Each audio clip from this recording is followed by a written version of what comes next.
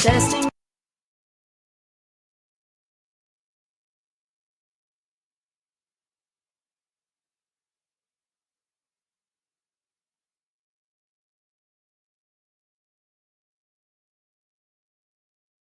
Meeting, and these are action minutes. Let me give you a few moments, and then I will ask if there are any corrections. And if not, then we will do a voice vote, just a general vote to deem them approved. So let's take a minute or two.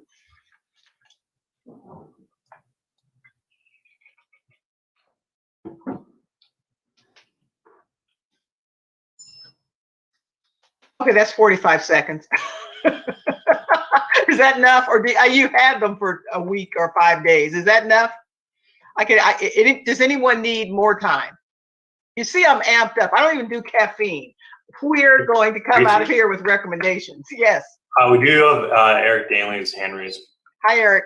Hi, Tracy. I was just going to briefly say that if they're in the absence of corrections about the minutes, you don't need to do a vote. You can just deem them approved. Okay, like that's fine. Other city bodies do. Thank you.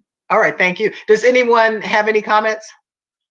Nope. And I'm relying on Aaron and Ingrid and Susie to tell me if you see a hand up, because I can't see them all. So thank you. All right, so let us move to the next slide. So I know I'm beating the SMART goal horse to death, but we really need a framework, a vessel to hold these ideas. So we want them specific, measurable, things that can happen, actionable, relevant, and time-bound. This may seem to fly in the face of the big, hairy, audacious goal, but it doesn't. A big, hairy, audacious goal can still be a SMART goal. So I want you to think big. This is your chance to really share your ideas for continuing to transform this city and make it a place where all kinds of people feel safe and want to come and want to live and want to work.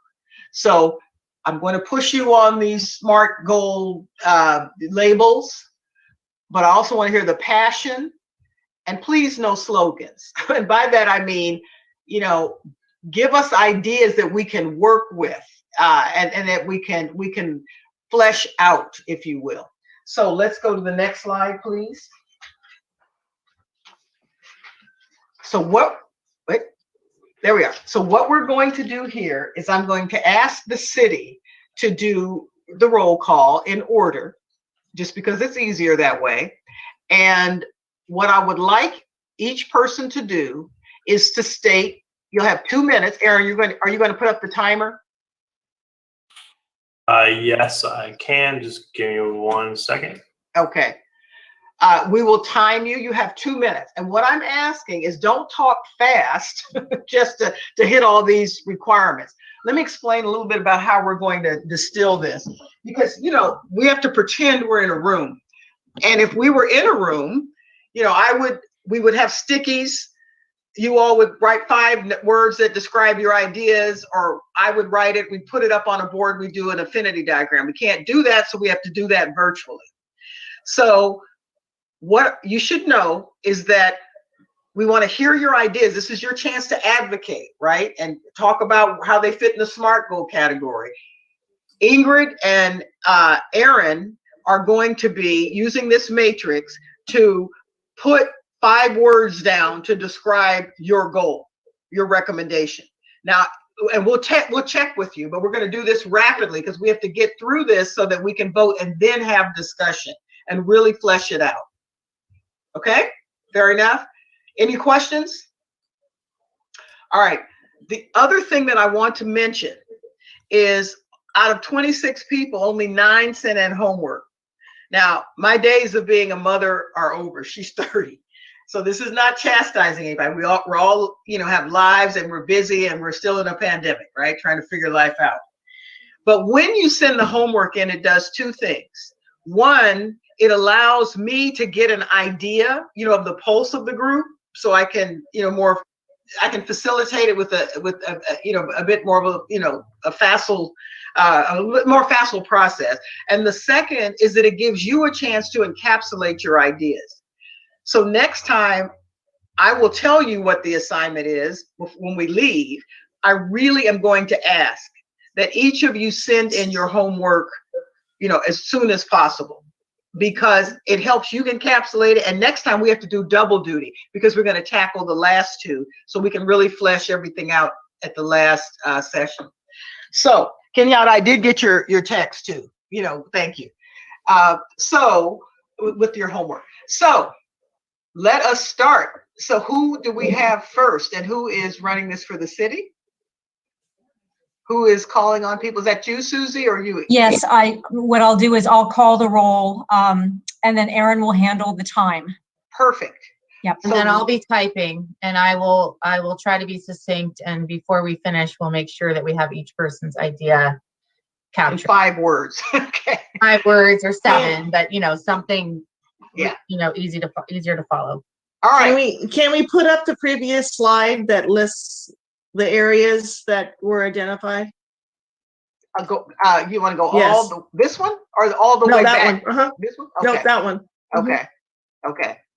And remember, as you all know, the topic is police in the community. This is our one session to deal with the issues that you may perceive or what we can do to improve the relationship with the police department. We're not talking about the police department after this. We're moving on to the other two, the schools and multicultural center. So let's get this done.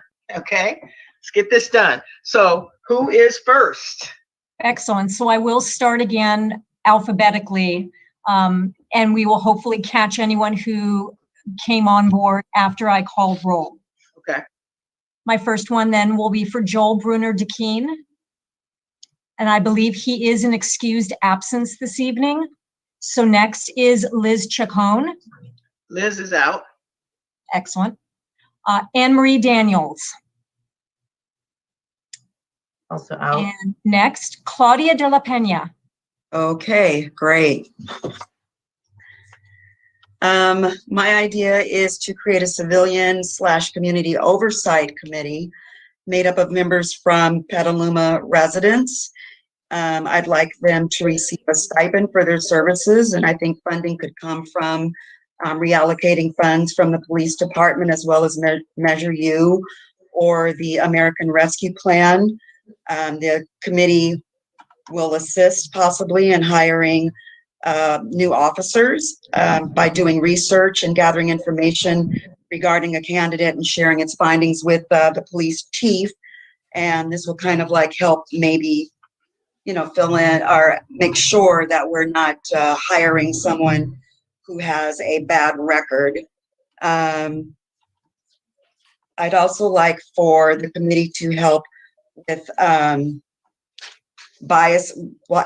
anti-bias training, and that would be done via actual American history and authentic cultural education to ensure cultural literacy.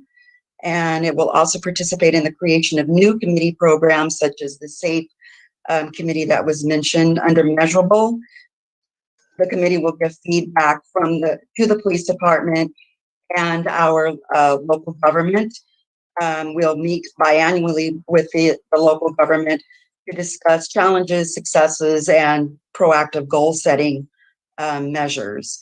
And I'm just going to skip to time bound and say that we could start the process January 22nd, finish up the selection of the committee February 22nd, and the first meeting could take place in March of 22nd. And I would like to see the committee members be suggested by organizations and individuals in the community that are all about justice. Thank you. Well, you timed that right on the nose. Wow. I left out a lot of what I actually sent you. Can't. I know you can't do it, in 2 minutes. But I'd love to have you all. Each of you have 20 minutes, but we'd never finish. So, okay. Thank you. All right. So wait a minute. Now, let me see. There's a lot of words up there. Yeah, I left additional words. I thought we would just see how many I could fit, just so we have a little bit of context.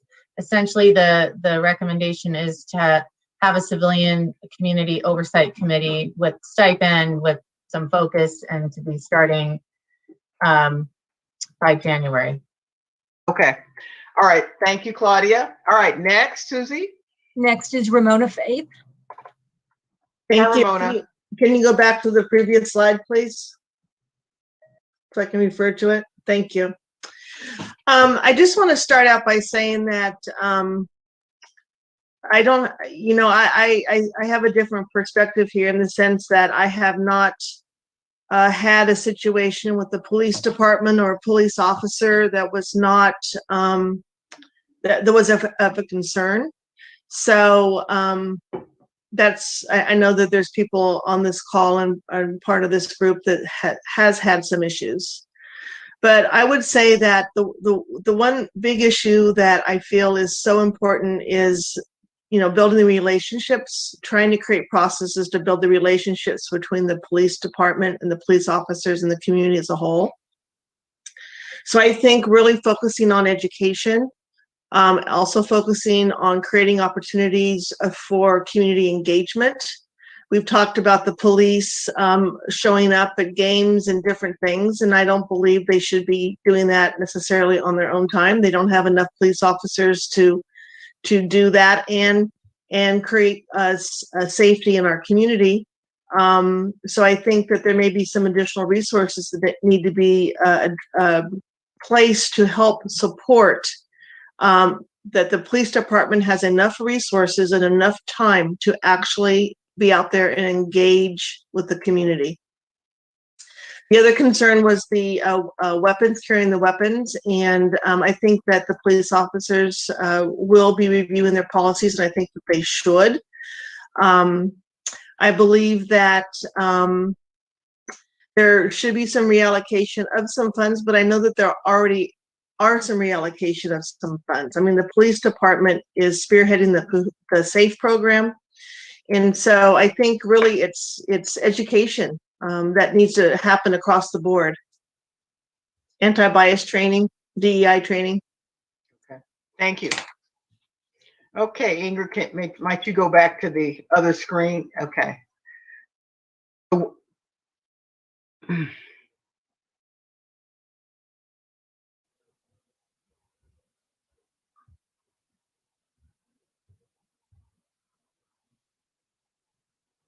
This was several ideas, so I'm just going to try to capture them succinctly. Does that, oh, and then revisit weapons policy. Okay, thank you. All right, Susie, who is next? Rabbi Ted Feldman. Hello, Rabbi. Hello, good evening. My proposal was a community advisory committee working with the city manager, with city council, and with the police department, with Chief Savano, consisting of 7 appointed members, a diverse committee that will be appointed within 3 months of approval of such a resolution by the city council. One of the things that I was concerned about was that most of our information about these topics here have been anecdotal and from individuals. I'm sharing Ramona's position on this too, in that. And I would like to see a collection of data that not just because it's data, but because it represents to us where are the issues that are happening in our community. So among the assignments of that advisory committee would be to work with the police department and the community to find the data that we need to support that there's bias happening, that we have officers who are misbehaving out there and treating people in a negative way, that we have more information. All we have is anecdotal.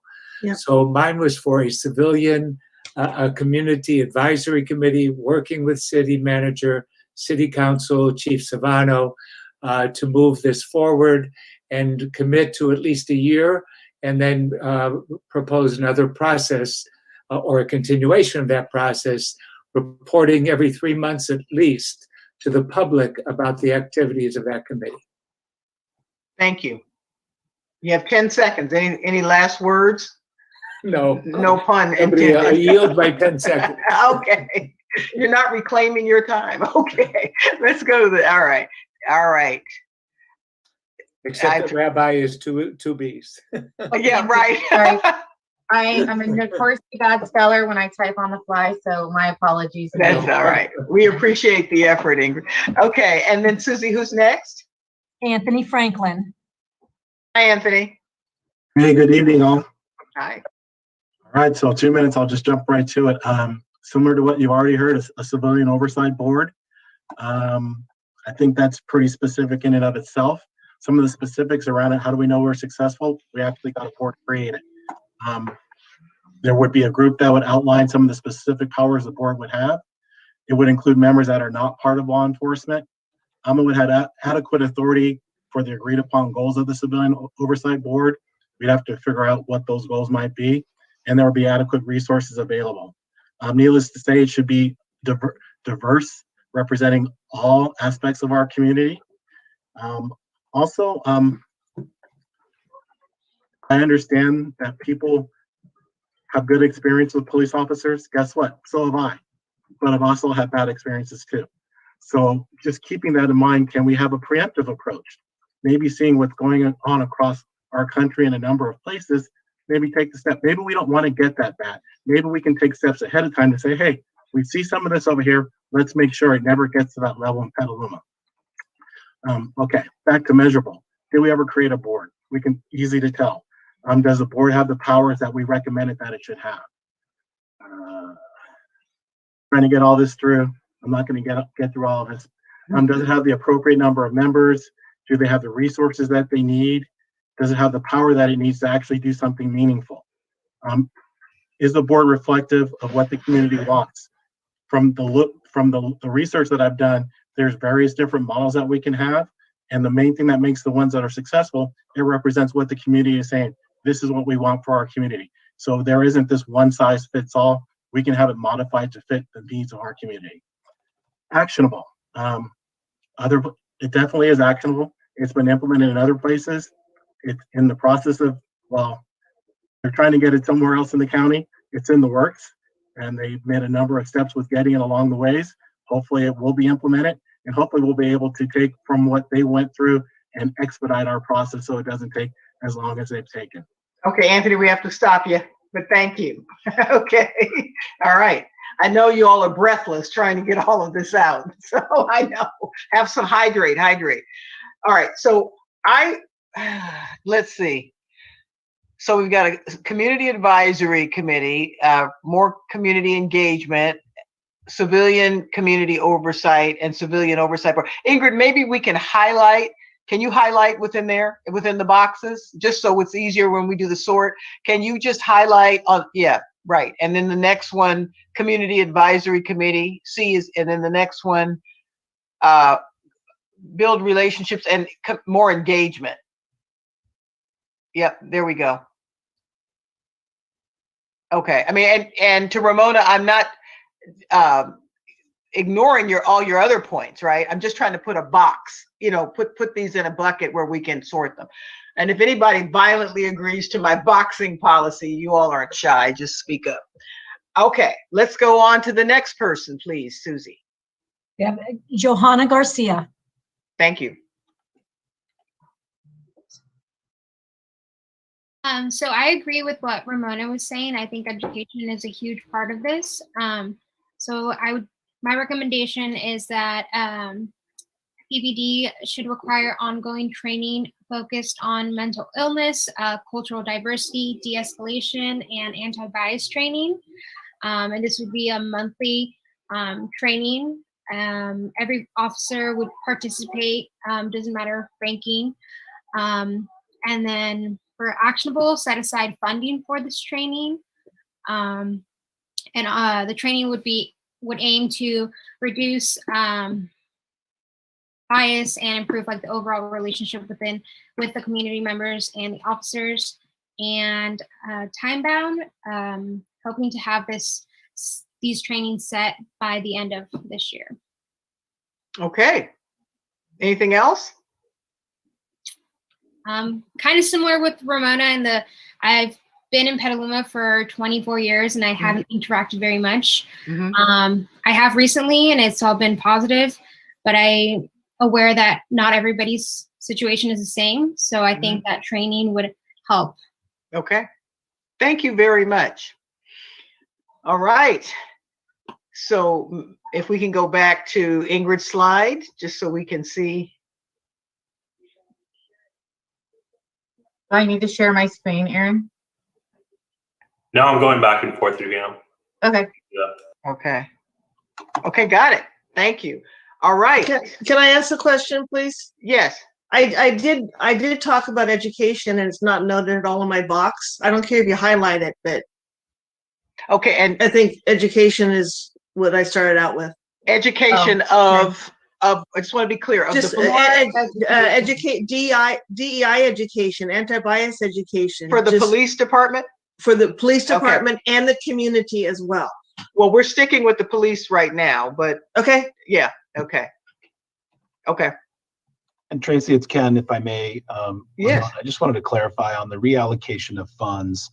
I just wanted to confirm, were you looking to see more reallocation, or you referenced the SAFE program? Did you feel that reallocation had occurred, want to see more? What did you mean specifically by that, just for clarification? If you No, I'm sorry, Ken, are you talking to me, asking Yes. me a question? Yeah. I was looking at the kind of the headlines on the bottom, trying to respond to them. I believe that the allocation of funds for the SAFE program is what I was taught. I don't think there needs to be more reallocation of funds. Okay. So we should be specific about that then. Yes, I mean, Yeah. an example is the police are already reallocating funds, Yeah. and I don't think there needs to be more. So how do you, should we say reallocation of the SAFE funds to be specific? Or is it you're just registering, you support the reallocation that is occurring? Has I occurred? support the reallocation. But you're muted. You're muted. Oh. Yeah. Okay. I support the allocation of funds for the SAFE program. Okay. Very specific. I Okay, don't think there needs to be. I think we need more police officers. Okay. Thank you. Thanks, Ken, for that clarification. Yeah, thank you both for entertaining Okay. the question. Sure, of course. All right. Ingrid, are you good? Ready to go? Yes. All right. Susie. Next, we have Zaira Garcia. Hey, Zaira. Hi, just wanted to also not clarify, but just make a statement that I submitted in my assignment. So there was a little bit more teeth and muscle to what I had submitted in. So what I'm talking about to the community is more of an overall summary of what I put down so that you all can digest it. So my recommendation is that Petaluma Police puts in place a civilian oversight that not only includes just investigating police misconduct, but how the police interact with community and how it spends its money. City Council should enact an ordinance to create a civilian oversight committee that has authority and mandate. 1% of the city's current police budget should be dedicated to establishing and maintaining an independent oversight committee. This amount for 2021 would be $214,000 and 518. And it's based on what is currently recommended to fund the oversight of the Sonoma County Sheriff and Sonoma County's November 2020 measures. An oversight committee can include positive elements like explore problems proactively, identifies underlying issues and causes, focuses on organizational structure and change, concentrates on reduction and prevention of misconduct, builds partnerships with law enforcement, creates bridges between law enforcement and the greater community. Civilian oversight is necessary because it protects human rights, promotes constitutional policing, increases public confidence and trust in the police, builds bridges between law enforcement and the public, supports effective policing, ensures greater accountability, enhances risk management. Petaluma needs to reimagine public safety, one with a public health issue lens that brings integrity, accountability, and transparency. We need to reimagine how civilian oversight can change the culture by the police department, conducting a review of the Petaluma Police Department policies and procedures, and at least submit a report within 6 months of forming the task force detailing the findings and recommendations for changes to the policies and procedures, at least quarterly. Was that it, Zaira? You got it in? Yes, ma'am, I did. Thank you. Wow. Okay, you all are doing a great job. Okay. All righty. So let's see. We kept civilian oversight. Okay, Zaira, can you see that? Civilian oversight, misconduct, spending of funds to be funded at 1% of police budget, public health lens. Yes, ma'am. Okay. Correct. That's correct. So let's just highlight civilian oversight, if we might, Ingrid, please. Just makes it easier to capture this. Yeah, and just it's a civilian oversight, but city council need to enact a ordinance in order to create that civilian oversight committee. Okay. So maybe put a set, just a couple word council action.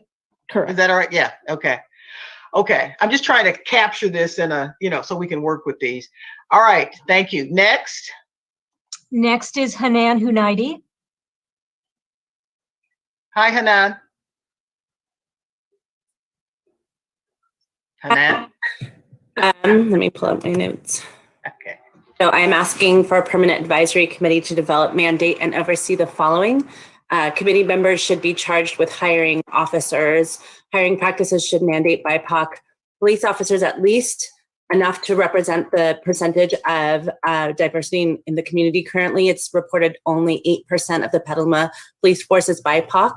The Petaluma city says that it's 16%. And actually, the schools are at 31.8% of students of color.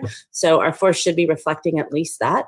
There should be extensive training on recognizing and abolishing racism within the department, which would include trainings to guide white officers in identifying their own privilege and biases at 30 hours of training per year.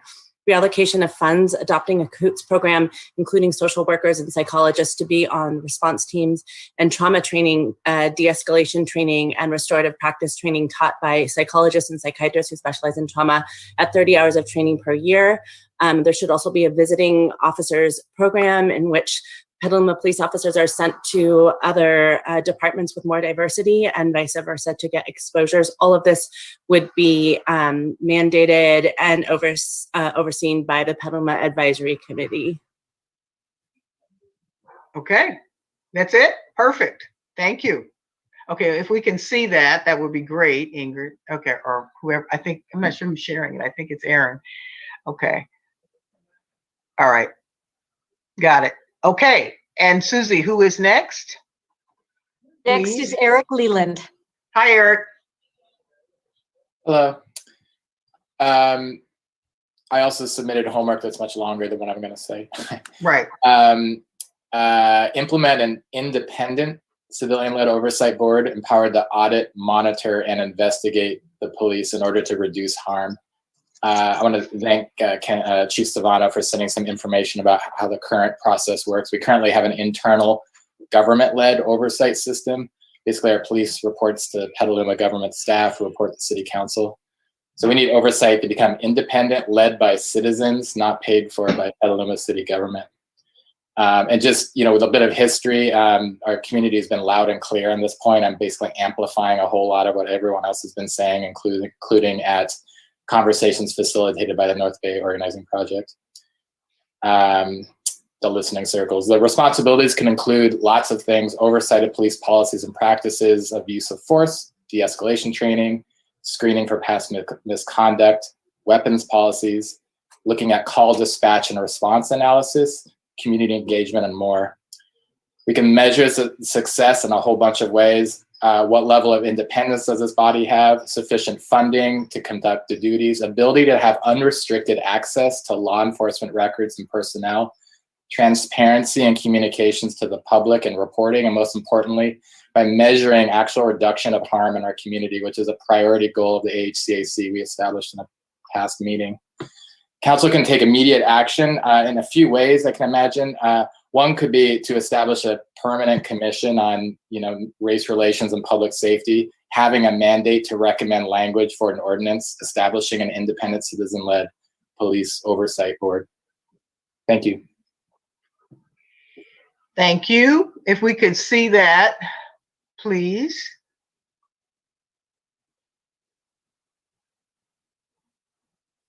Okay, yeah, there we go. Thank you. Okay, next. Next is Sonja Lowry. Hi, Sonja.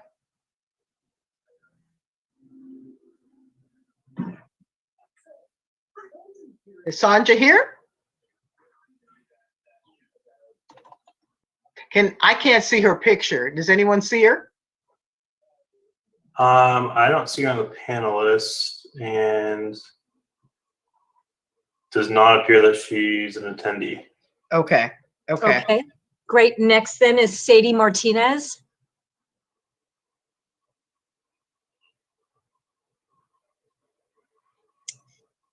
Then we can go with Julia Main. Hi, everyone. So I'm going to be a little shorter as well from the homework I sent in, but my big hairy idea is that we humanize the police officers that are on patrol in Petaluma. There seems to be extreme fear, reservation, uncertainty, and sometimes othering placed onto individuals that wear a uniform. So my idea is to humanize them in a way to make them more relatable. My idea is that local newspaper as well as the television stations could actually spotlight a police officer per month. And even something as simple as, I don't know if you can see this, just a piece of paper with somebody's picture, a little bio of who they are. Because as somebody who's an outsider in the sense, I work in Petaluma, but I don't live in Petaluma. I think there's a couple of things. And Tracy, I wanted to say thank you for the book, Good to Great. So what I took from that is if we have community oversight, but if it's not the right people on there, it's like you're going to be doing, you know, the flywheel and it's not going to be successful. So I think really taking some time to step back and really looking at what the community wants, but how to really make sure that the right people are in place. So everybody's saying community oversight, but I think it needs to be vast. So school teachers, senior citizens, young people, people in high school, people in college, and then a real mix. And also I'd like to make a plug for not having just people that live in Petaluma, because if I'm a business person, I want to make sure that I feel comfortable going there, and it can't just be just people in Petaluma. Also, I love the idea of peer review. Ferguson Police Department, they've had huge issues in Missouri, and learning from what they're doing. Same with Boulder, Colorado, and really finding out what is working, and also having the exchange of police officers in Petaluma go to different areas, maybe San Rafael in San Francisco, maybe other places, and doing that exchange. But I also believe that they need to be present in schools, and there needs to be funding for that. And I'm not sure how that would work. Also a 555 number where people can actually call and report things of positive things that are happening in the community, and also of concern. Thank you, Julia. Okay.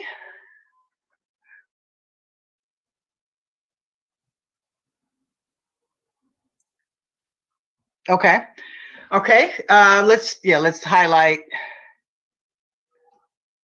I will, Ingrid, what I'm thinking, if it's the, there we go. Okay.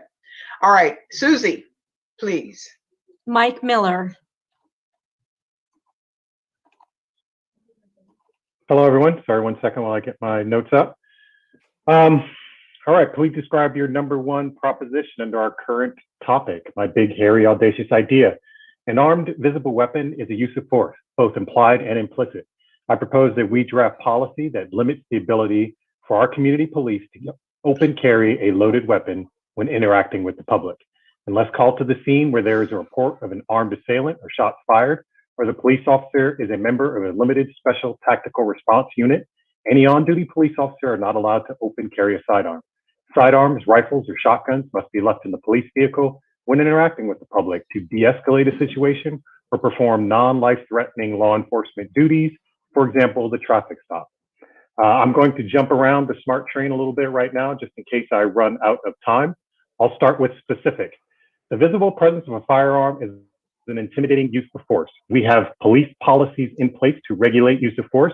We should recognize that carrying a loaded weapon by its very nature is a use of force. To allow police officers to visibly carry firearms intimidates citizens and is easily perceived as threatening to the very public they look to serve. Relevant to the topic at hand, this goes directly to the stated goal of the AHCAC to discuss issues contributing to community members not feeling safe. Guns intimidate people, and for neglected communities, they can be a trigger and a reminder of fatal police shootings, which can lead to more defiance and resilience to that police action. Taking the visible service of weapon away would build a better sense of trust between the police and the community. Plus, it will encourage other human interaction techniques to de-escalate situations when there is not a gun available to solve problems. Several cited studies have concluded that there is no evidence that carrying a service weapon reduces crime or increases police safety. Several more cited studies have shown that carrying a weapon increases testosterone response and paranoia. Let's see, how am I doing on time? 5 seconds. I'll stop there for now. Thank you very much, everyone, for listening. Thank you. Okay. Ingrid. Okay. All right. Thank you. Susie, please. Joanna Pond. Kenyana Reynolds. Hey, Kenyana. Hello. Hi. Hi. Hey. Hi. All right. So my homework was submitted, but it's probably going to take more time to talk. So mine comes after reading the summary of Petaluma Police Practices and Policies, item number 6, civilian oversight. And so I am proposing civilian oversight of community members, not just the city councilor, Peggy Flynn, which would investigate complaints and make recommendations as to the solution of these complaints. Specifically, enhance transparency and accountability with the goal of restorative justice. In past conversation, Chief Savano has said that they've only had X number of complaints, but we don't know what those complaints are. And so I believe that we should have access to what those complaints were. What's the data on that? Were they from people of color? Were they complaints about tickets? What were the complaints about? Were they about the same officers? We don't have access to that information.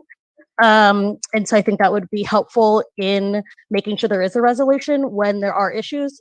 So if those things were posted, kind of like an arrest log, so you're posting what the complaint is, and then they would come back with a resolution. This is how we resolved it, and so if the oversight committee then could help making sure that those things were resolved and followed up upon. I know there are a lot of people that have made complaints or had different concerns, and so then they you don't know, they go into a black hole and you don't know what the resolution was, and nobody ever reached out to kind of go back and revisit and see like what was, and so you kind of just feel left to why complain or why even voice my concern because nobody's going to respond. And I think a civilian oversight would help with that, and then it would lend itself to restorative justice. Okay. I think I got it. Thank you. You have 10 seconds left. So let's see that summary. So civilian oversight committee make recommendations. Okay, got it. Thanks, Ingrid. Okay. Next, Susie, please. We have Fabian Romo Macias. Next is Faith Ross. Thank you. My recommendation is to form a civilian oversight body that would be created by an ordinance or resolution of the city of Petaluma with clear, defined, and adequate jurisdiction and authority, funding, and other resources, independent of law enforcement, but part of the conversation while the body is being formed, designed to meet the needs of Petaluma with emphasis on those community members most impacted by police. It's measurable. It should be established within the next 3 months. We've had a lot of conversation around this, with members selected and trained during the next 3 months. So the process should take, I'm thinking, about 6 months. Actionable. This can be done by our Petaluma City Council. It's relevant. This is in response to community needs and their requests via the Community Forum on Racism and Interaction with Police in Petaluma in July of 2020. It's timeable. Once the body is established, members selected and trained, and agreed upon time can be set based on work to be done. This would be an ongoing body, so you would expect changes in the timeline. Wow, I did that quick. You did that. Yes, you did that. Okay, yeah, all right. I paused it because your audio cut out and then restarted and added an additional 15 seconds. Yeah, okay. Yes. So let's go to, yep. Okay, so let's highlight former civilian oversight body to be created by city council, if we could. It's a little slightly nuanced there. So yeah, Ingrid, if we could take that highlight yeah, there we go. Thank you. Okay, next please. Susie. Mark Scott.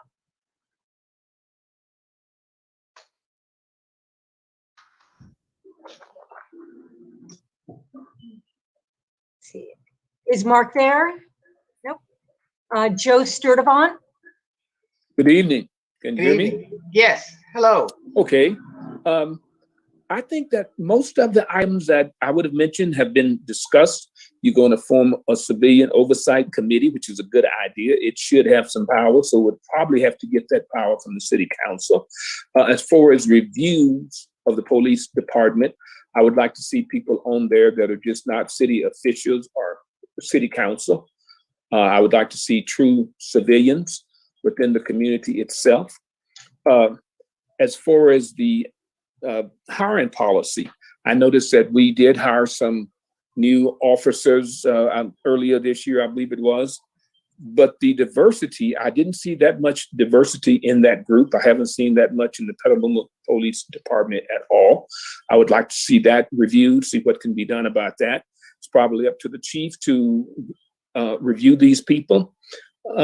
We talked about screening for past misconduct. That is very important, because why would you hire someone that has already had a lot of problems and has been relieved from his duties before? You would want someone who comes in here with a clean record, although you would still have to check that background, because some people can have clean records and not be clean. And I'm concerned about that. As far as bias goes, yes, there should be some type of training, because of the fact that Petaluma is somewhat of a diverse community, and so is Sonoma County. And you're going to have visitors coming here. We want them to be treated fairly. For the businesses, you want people to return and patronize your business. So we've had a lot of good ideas that are already here.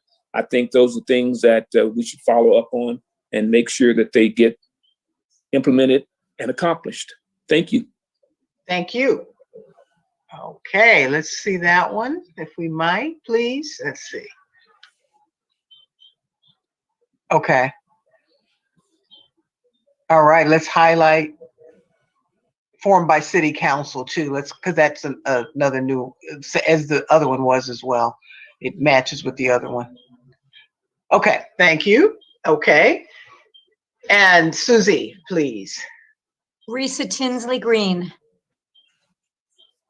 Yeah, so my recommendation is to increase the referral of both adults and juveniles separately to restorative justice programs such as Mentor Me and the other programs listed in the police policy summary by 50% each by January of 2023. So that would be specific because we have specific pre-existing programs and infrastructure to root those people.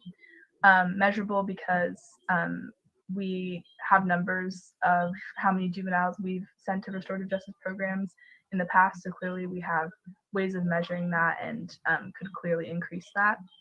And actionable, it should be easy to do, again, because of the pre-existing programs. And it fits under relevancy because it relates to restorative justice and time bound. We can do it by January 2023. And because I have a minute left, I'll just say that I haven't fit this into the SMART goal structure at all, but I think when I was looking at the police policies handbook, I think the section on de-escalation, it seems like we don't really have any language around de-escalation in our police force, because the only things mentioned were just different levels of force, like low, medium, and high.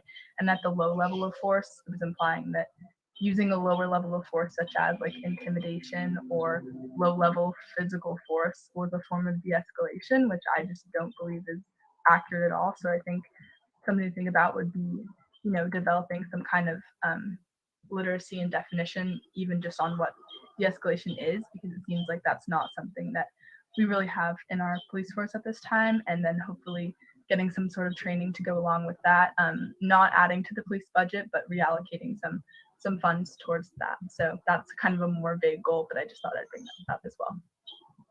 Okay, thank you. So let's see that one. Okay. All right, thank you. Okay, Susie, please. Pedro Toledo.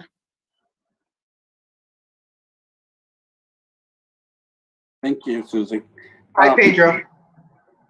So, for me as a community, I believe we must recommit ourselves to further diversify law enforcement in the law enforcement workforce. So I'm advocating for the creation of, or I'm advocating that the City Council establish an independent citizens oversight committee that can work to further diversify the Petaluma department in an equitable manner and build on the successes that they've had, and to ensure that we have a more culturally and linguistically competent police force over the next 5 years.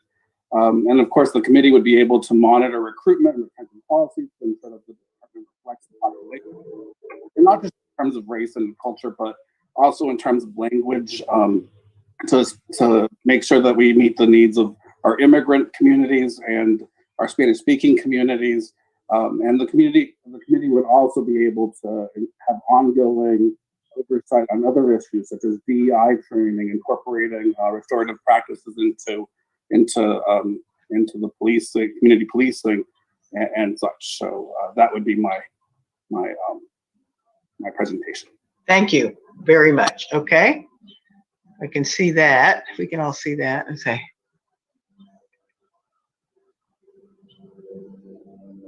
Yeah, it was workforce, to oversee workforce hiring, I think, and training too, wasn't it, Pedro? That's correct. Yeah, so yeah, there we go. Thank you. Okay, all right. And Susie, please. Next, we have Catherine Wells. Hi, Catherine. Hi there. Thank you so much. So I'd like to address this in two ways. The first is through the lens of the Chamber of Commerce. The Chamber of Commerce would like to expand the restorative justice program that does already exist, as mentioned just recently by Risa. Thank you for that. But to include businesses, if it does not already, most of what I read includes the restorative justice program through schools. So if businesses can also use restorative justice practices with any misdemeanor crimes that might occur on their premises, if the perpetrator is caught and given that option. So I would like to just expand programs that already exist through Mentor Me and Petaluma People Services Center. So that's for the Chamber of Commerce. Personally, as a member of this committee, I'd like to echo what Ramona and a few others said about further education, diversity education, etc. Community engagement. I think I had previously mentioned that there was in the past town halls, we did have coffee with a cop. The police department currently tries to participate in certain community events that occur, but of course, due to COVID, many of those have been restricted. So hopefully as things come back to normal, those can be reinstated and even expanded so that there is more education, more engagement with the community to get to know officers, to the point of someone else, I apologize, who said humanizing the police department so that we can really understand and engage better with the department. One last thing, actually, I'll just save that for later. That's what I have. Thank you. Thank you very much. Okay.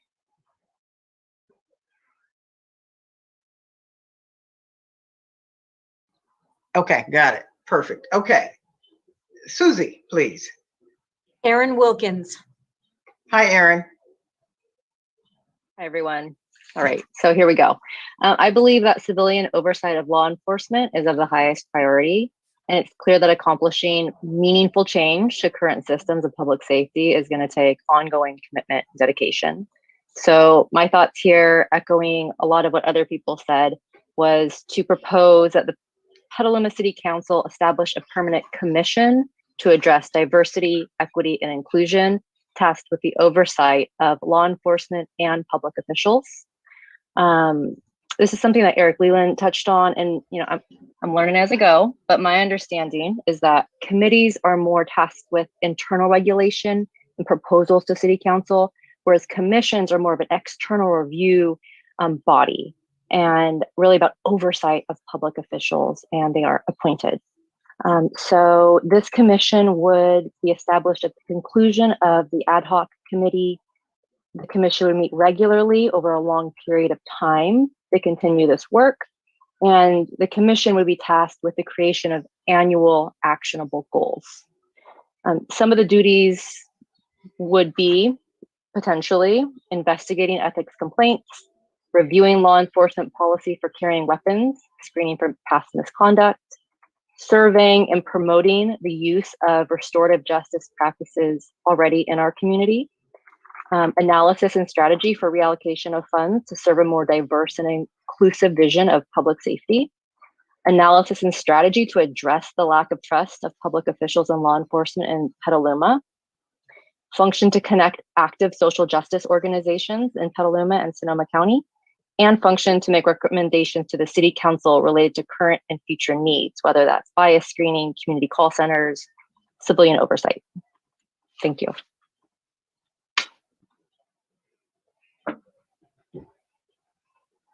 Okay. So let's take it. Let's take it to take it through oversee law enforcement. And Aaron, the reason that I'm not going all the way through public officials is, well, leave it in there. Highlight all the way through public officials because we're really just dealing with the police right now. But I get what you're saying. You know, if they're there, then they can.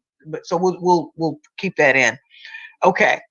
And Susie. Lou's Wire.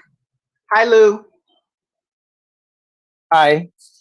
So PCRC's recommendation is also to create a community oversight policing board. And so many there, I'm going to read a few things. So much of this has been covered already, and a lot of other that are not in my proposal, which I submitted in homework. Excellent suggestions. So the community oversight policing board would be composed of diverse representation from all sectors of the community, especially BIPOC and other marginalized communities that have been disproportionately affected by policing. The board would be charged with increasing community trust and effectiveness of policing by collaborating with the city and police department to establish effective independent oversight of police policy and practice. So some of the areas the board could be responsible for would be reviewing police policies and making recommendations for changes, reviewing police training. So that would be training content and training procedures and make recommendations for changes. Establish an incident reporting and review process. So establish a police misconduct incident reporting and review process. And the board would monitor the incident reporting trends and conduct incident reviews as needed, and then report to the public on incident trends and reviews. So yeah, it would happen, and the public would understand something about what's happening with that. And another thing would be to conduct an annual survey of community satisfaction and trust with policing. So we have some idea whether changes are happening over time. I think having that kind of measuring is important. So we could, it would start with a review of best practices for establishing a community oversight board, because there's a lot of different ways that it could be done, and cooperate with the city and the PPD to make that happen. Lou, we have to stop. Okay. Okay, thank you. All right. If we can pull that up a little, let's see. There's the line on the yellow line. I mean, the orange line is a little. Let's see, community oversight, police charges. Okay, is that everyone? Susie? Yes, it is. Okay, and Sonja is not here, correct?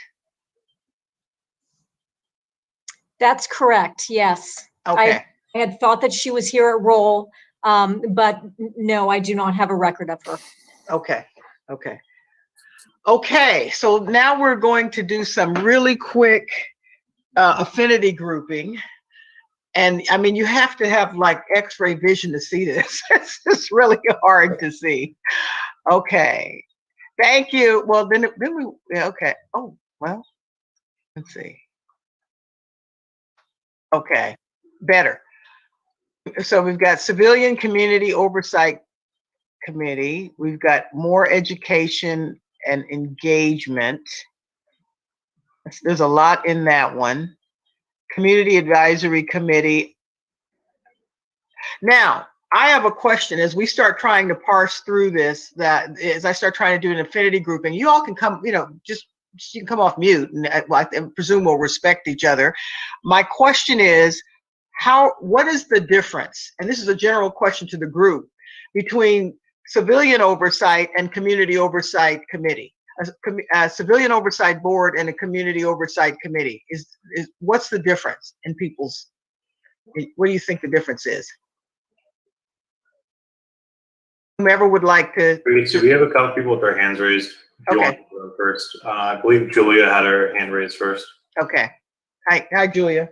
Hi. So I just wanted to add this because I think it's so important. And there are a lot of people since the beginning of this meeting who've said that they've had very distressing and not good experiences with the police. My idea for this is to meet at a neutral place, like maybe even getting the Petaluma Hotel. Maybe they would give us a ballroom or something. And then once a month or once a week even, the people with these kind of grievances could actually meet face to face with the police officer, and not at the police station, because that can be, you know, very provoking to especially people of color, but really have a chance to do healing. Like when I called you to my home and you treated me like this is how I felt. Because otherwise there's no healing that's going to take place. And there's no, it's going to be the othering still. Like the humanizing part is so important, but it has to be like everyone has to buy into this. Your committee, your city council, the Aquinas Club, like everyone. And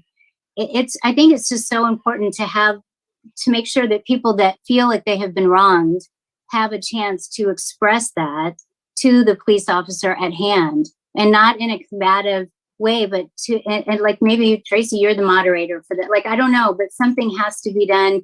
Otherwise you're not going to have any healing, no matter what happens going forward. No, I hear you. I hear you. And Julia, the only thing I will say to that, I had a very similar conversation, a completely, you know, in a corporate context, you know, earlier today.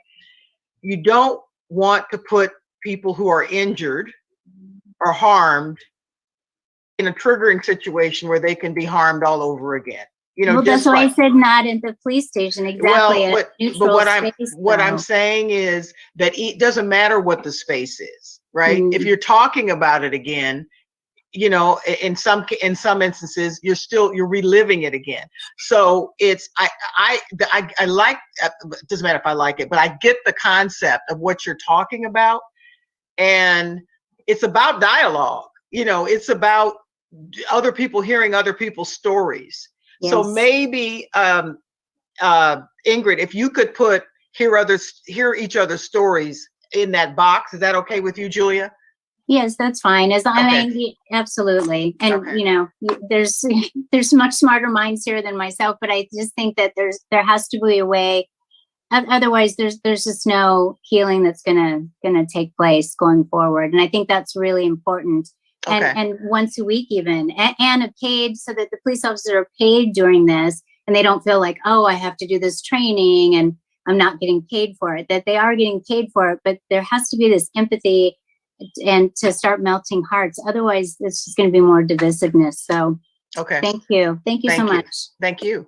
Okay, so so my question that I still need your help with, though, everyone's help with, is define the difference for the group, in your perspective, between a community advisory committee and a civilian oversight board. Who would like to jump in here? So Tracy, the next hand I have is Lou. Okay, hey Lou. Yeah, so I just want to echo what Julia said, because what she's describing is restorative practices, and that definitely should happen. And people have to be prepared for it. Like some people might not be ready to do it, and the steps need to be taken before people are ready to do it. Absolutely. But I agree wholeheartedly that that's really needed. But so I do think there's a difference between an advisory committee and an oversight board. And you know, semantically, I would say an oversight board probably has more authority or more decision-making power. And I think this is where I think, you know, best practices of forming these boards and the results of them need to be studied, or information needs to be studied, and a dialogue between the police and the city and the community people are brought together. That needs to happen in order to figure out what the right mix is of advisory versus authority. Authority. I don't know what the right mix is, but I'm sure, I know this has been done other places, and it can be studied, and the results of it can be looked at. Okay. Yeah, there's quite a bit of work on both, you know, quite a bit of literature on both out there. Okay, thank you. Anyone else? Aaron, any other hands up? Next, we have Zaira. Hi, Zaira.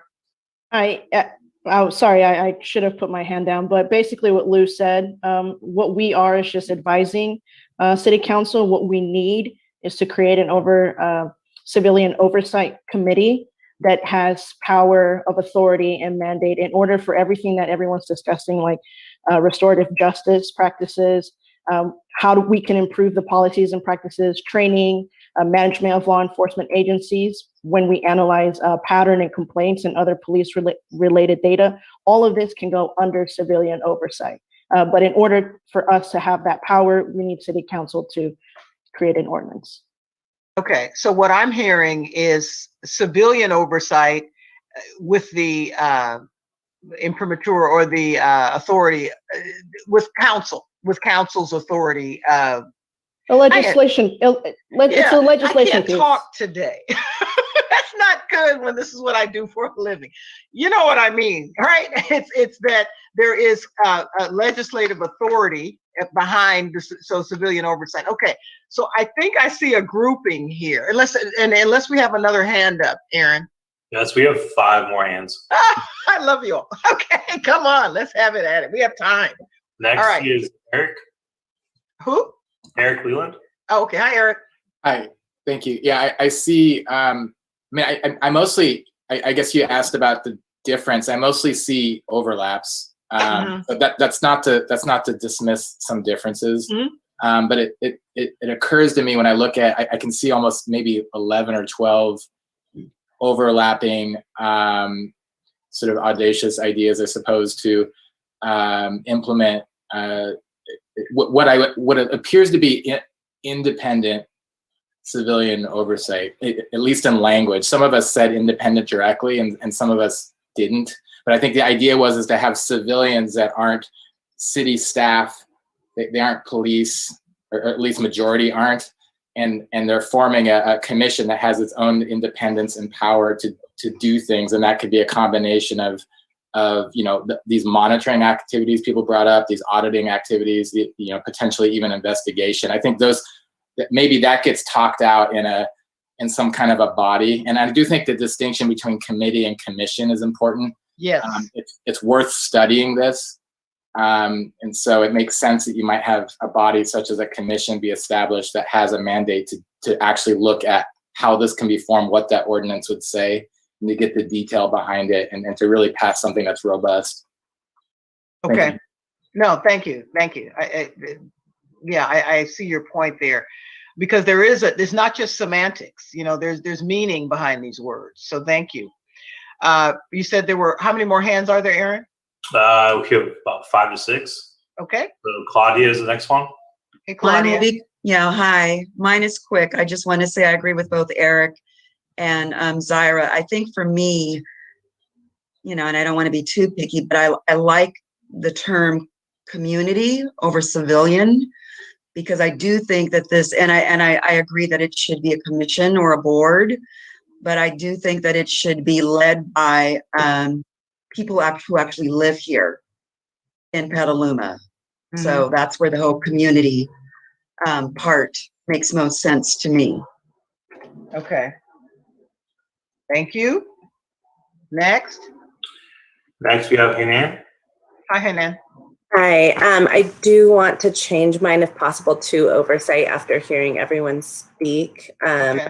I think oversight versus advisory. And I was also thinking if there's a way for this to be a paid committee, I think in society we're constantly asking people of color or LGBTQ people or victims to show up and speak and share their experiences, which re-traumatizes so often. We're asking them to be teachers of people in power, and that should be paid, that should be monetized.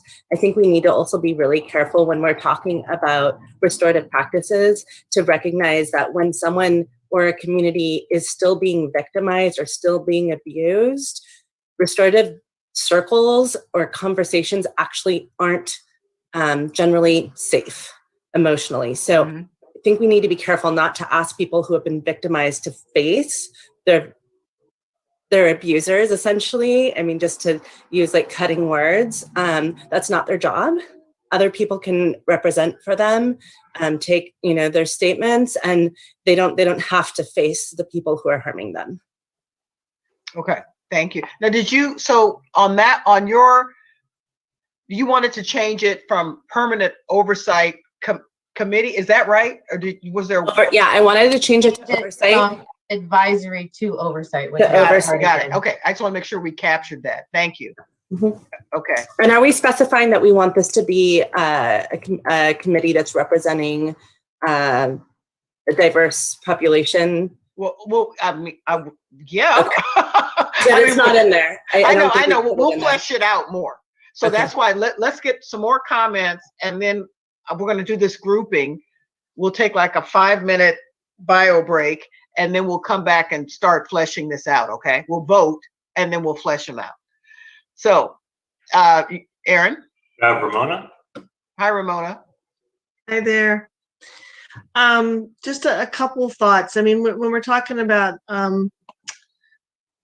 advisory versus oversight board, I lean toward advisory, but I guess my concern too is someone mentioned earlier about an outside group as well as a community group, because my question is, what experience are the community advisory or oversight board going to have that would make them experts on what should or should not be done, is my question.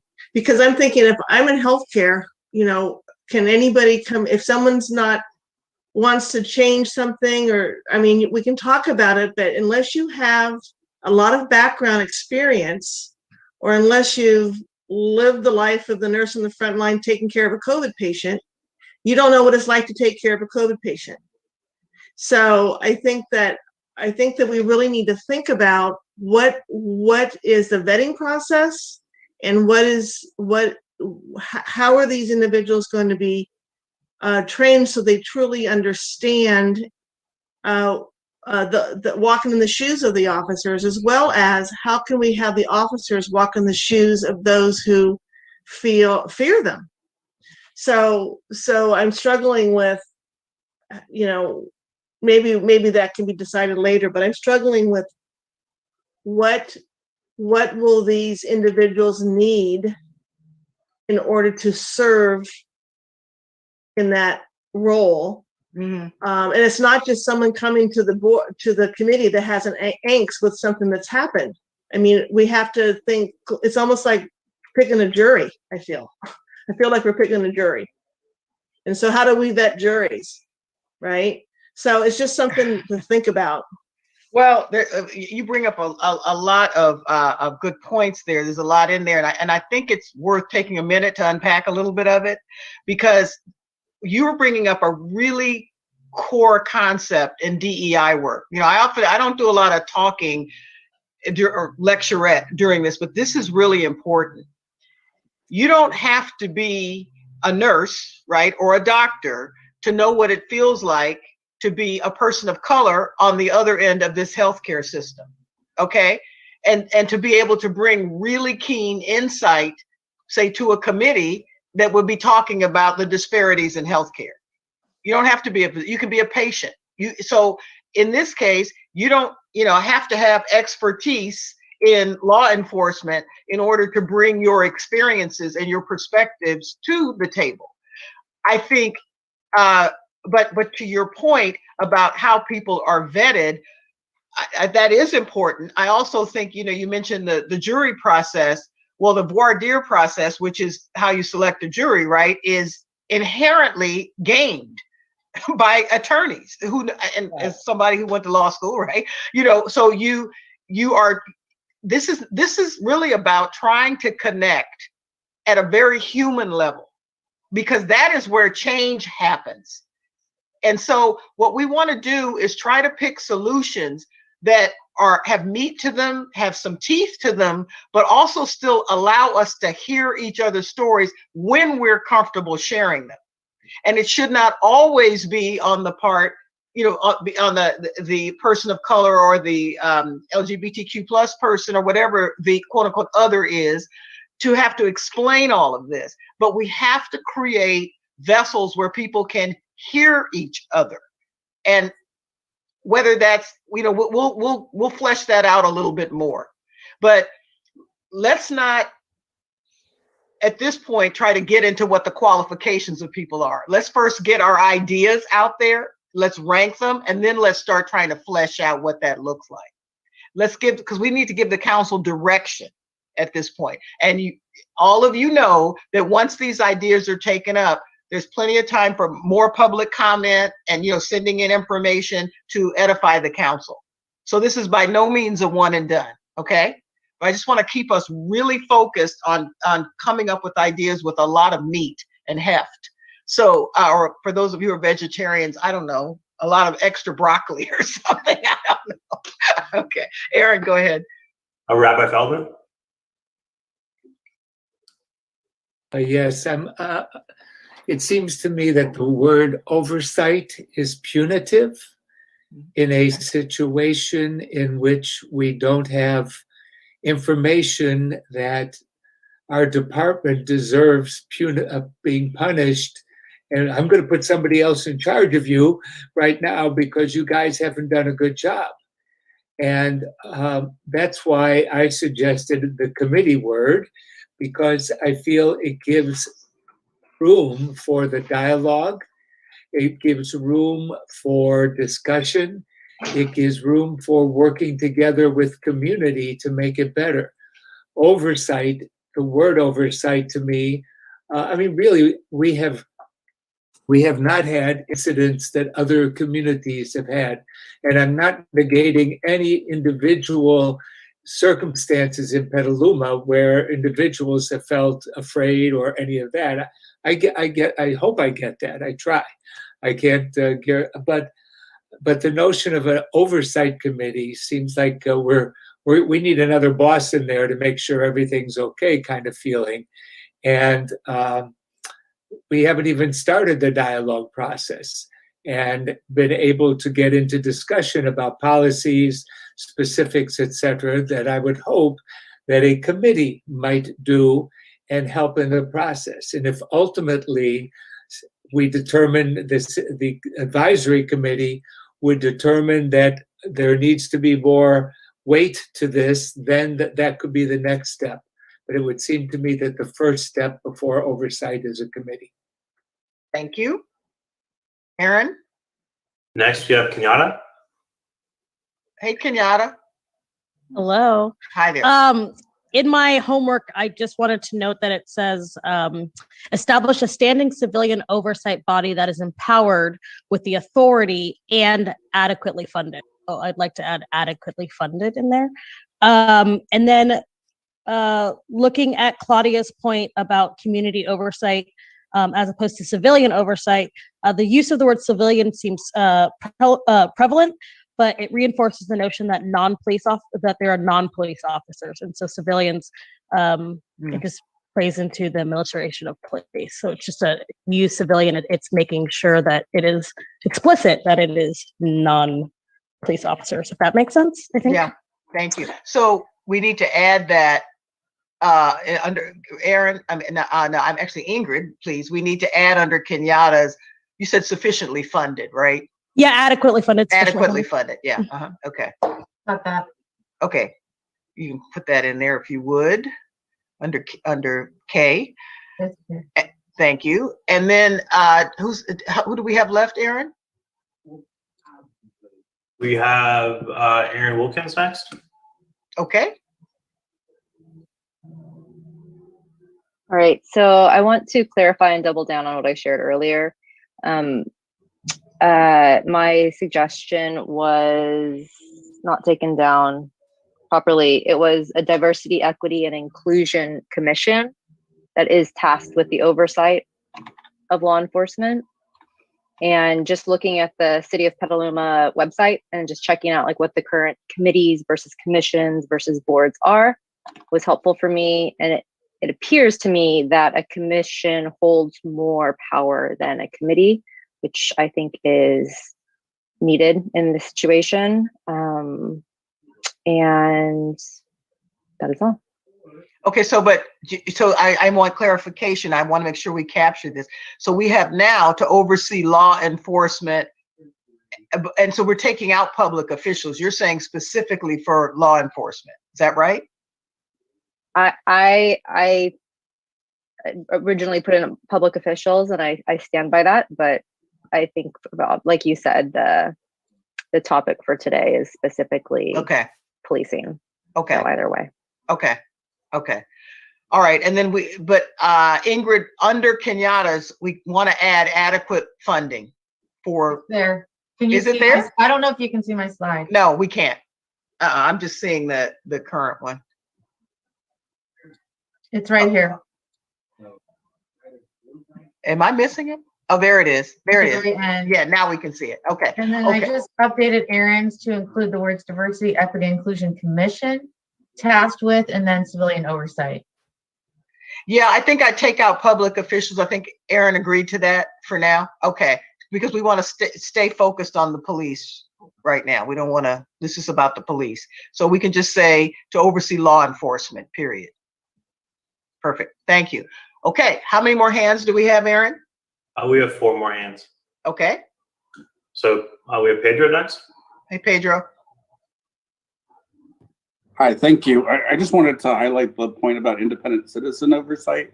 And for me, you know, I would agree. I mean, coming from the health center, our federal mandate is, and we were born out of the war on poverty, that citizens know best, not the doctors, not the medical community. Mm-hmm.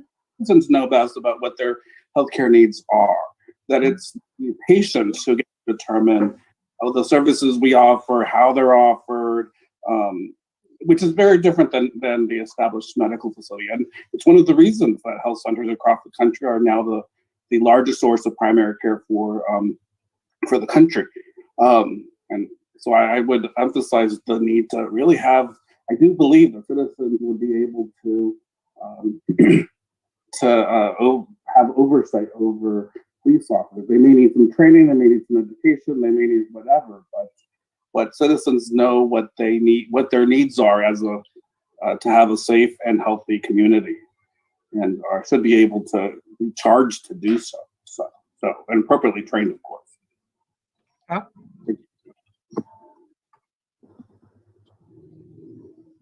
Okay, thank you. Next. Next, we have Faith. Faith, hi. I just wanted to say that I use civil and oversight to distinguish between someone within the city of Petaluma. So civil and to me is community, not the city of Petaluma being in the oversight review. And Rabbi Feldman took a position about the oversight, but I spent a lot of time this last weekend reading the National Association for Civil and Oversight of Law Enforcement. Their whole website is just absolutely excellent, some wonderful information there. And one of the things that I came away with was that oversight is an important first step toward police accountability and transparency in our community. It's a way for individuals within the community to take a look at what's going on in our, not the whole country, but within our police department. Mm-hmm. Okay, thank you. Next, we have Joe. Joe, you're currently on mute, by the way. All right. Okay, got it. What I wanted to mention was Julia talked about humanizing police officers in Petaluma. And I think that's a very important point to make because of the fact, if that happens, a lot of the problems that happens in the community would be resolved. Not all of them, but many of them. I do think it should be civilian oversight. It's not like, to me, another boss coming in to tell you what to do. It's the members of the community looking at their police force and looking at the responsibilities that they have and what have you, and saying, okay, this is the way we think this should be handled. I don't want someone who's a nurse, or not just nurses, but a policeman. If I was going in to the hospital to talk to people, I wouldn't want a committee that was all nurses. They see things from one perspective. Mm-hmm.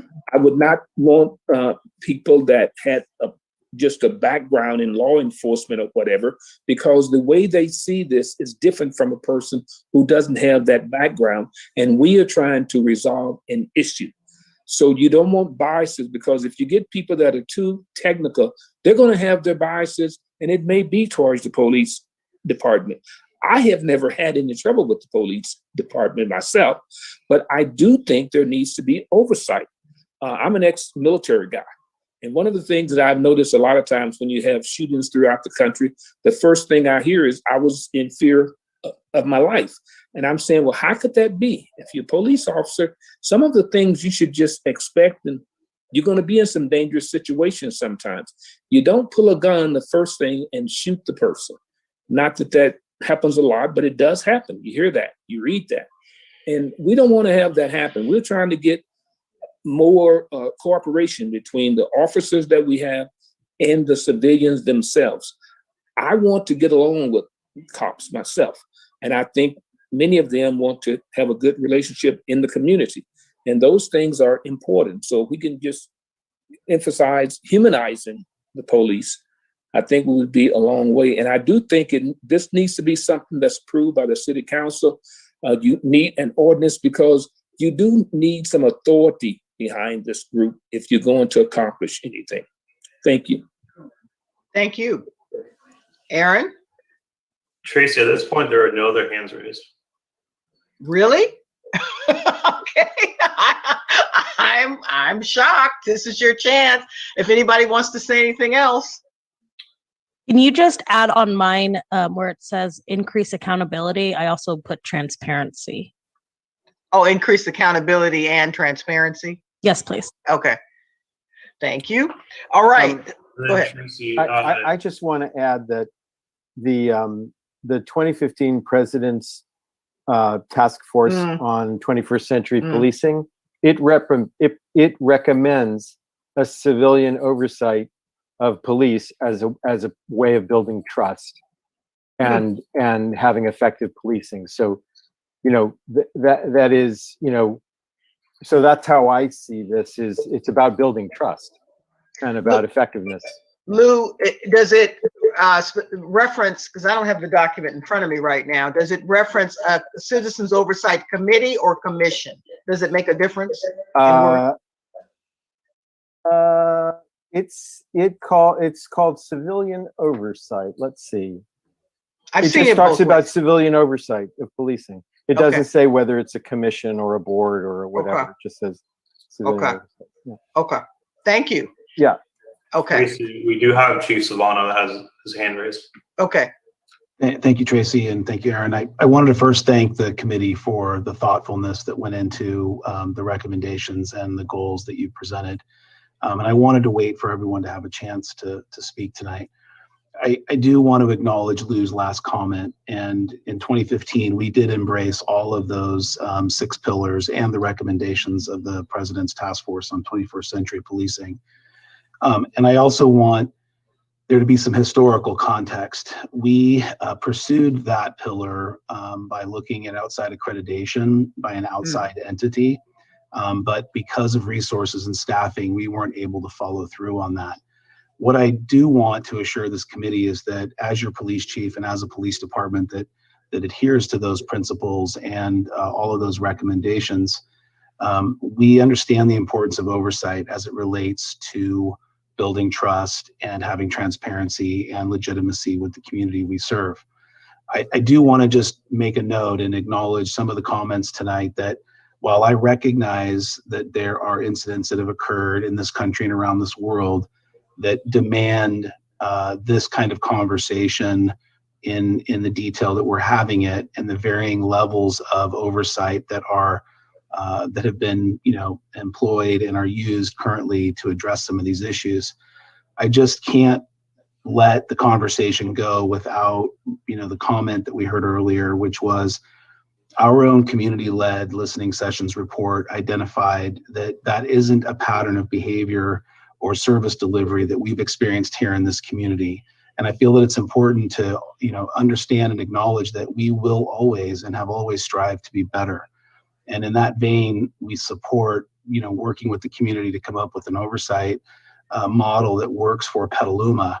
I just appreciate those that have recognized that it's to make us better and to keep us from being one of those communities that's had a tragic incident, because our staff has taken seriously being professional, being fair, giving everyone voice, being neutral, showing people dignity and respect, and being trustworthy and having the goodwill of this community in mind. And in that vein, we move forward together with the common goal to build on that and to not let that slip in this community so that we always maintain that. But I have to give my staff and those that have served before me in this community the appropriate credit where it's due, that they've done a very good job. And we're not under a consent decree by DOJ. We've, acted professionally and have very few incidents where there's even misconduct, let alone unnecessary use of force. We take it very seriously. So thank you again for your comments. Thank you for indulging my comments now, and I appreciate all the effort that you put into this. Okay, thank you, Chief. Aaron, did you say we have more hands? Yes, we have Eric Whelan followed by Heyman and then Eric Danley as well. Okay. Yeah, I appreciate those comments, Chief Savano. I think we just have to be real that, these incidents have happened, yes, around the world and around our country, but also in Petaluma. And there's people in this group here that can speak to that. So although it may not be a pattern, depending on who you talk to, in your mind and in other minds may differ on that, regardless of whether it's a pattern or not. I think it's really important what you said about, focusing on doing our best, having the police sort of really serve the community, and making sure that our community, has a role in that. Like, it has a really serious and substantial role in that. And so I think we should just be cognizant that that's what I think is coming out of this whole dialogue with a lot of consensus around this oversight, having some power and some authority, and giving citizens here in Petaluma the chance to weigh in. Thank you. Thank you, Eric. Aaron? Heyman? Hi, Heyman. Hi. Yes, there's a couple of things that I wanted to address. One is I wanted to appreciate Ken Savano for having been willing to have a conversation with me about an incident that happened in November of 2020. And I do want to highlight, though, that in that incident, there was, from my perspective, and I think the perspective of many of our community members, a response to a civilian that was absolutely uncalled for, and arguably racial profiling, in which a Black man targeted by police officers. There were 6 cruisers on scene. There was a barking dog. There was a light beam on his chest, and there was no evidence that he had done anything, no evidence that he was armed. So I do want to say that Petaluma hasn't or doesn't have this sort of element that we're seeing in the rest of the nation is untrue. It's just that we haven't had a death yet that we're aware of, thankfully. But I don't know that couldn't have happened that night had myself and another civilian not intervened. And I will also say that there were easily 20 bystanders, sorry to say, all white civilians. Not a single person was videoing, not a single person tried to intervene. So that leads me to wonder how many of these incidences have in fact happened in Petaluma, just have not been documented. So I also want to remind us all, as a teacher, I work for the citizens of my community. My students love to remind me that I work for them, and I do in fact work for them. I am employed by their parents. And just like that, the police officers work for us, so we should be overseeing them. We do pay their salaries. So I just want to argue that the oversight, that word is actually really important for us to hold on to remind ourselves of the power that we hold over the people who work for us. Thank you, Hanan. I know Eric, I think Eric is next, right, Aaron? Yes, follow up with Ira. Okay, let me, if I may, before they speak, I want to address what Hanan said, because the diversity and equity work, D&I work, and inclusion work is so complex because we're dealing with human beings and perspectives and emotion. Now, there's some things where it's, it's so blatantly obvious that something is racist or sexist or whatever ism that it's academic to parse it.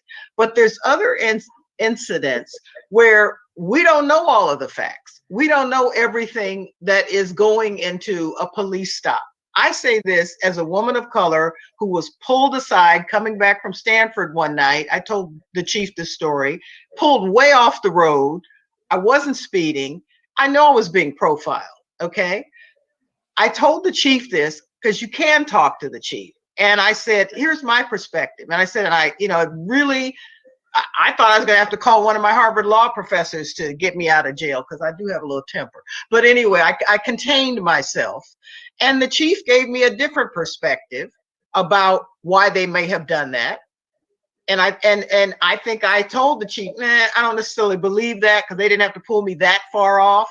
But there's always, unless it's blatant, there's always nuance. And the key to getting through nuance is conversation. It's conversation and having the opportunity for dialogue. And then we can start to move forward in this process.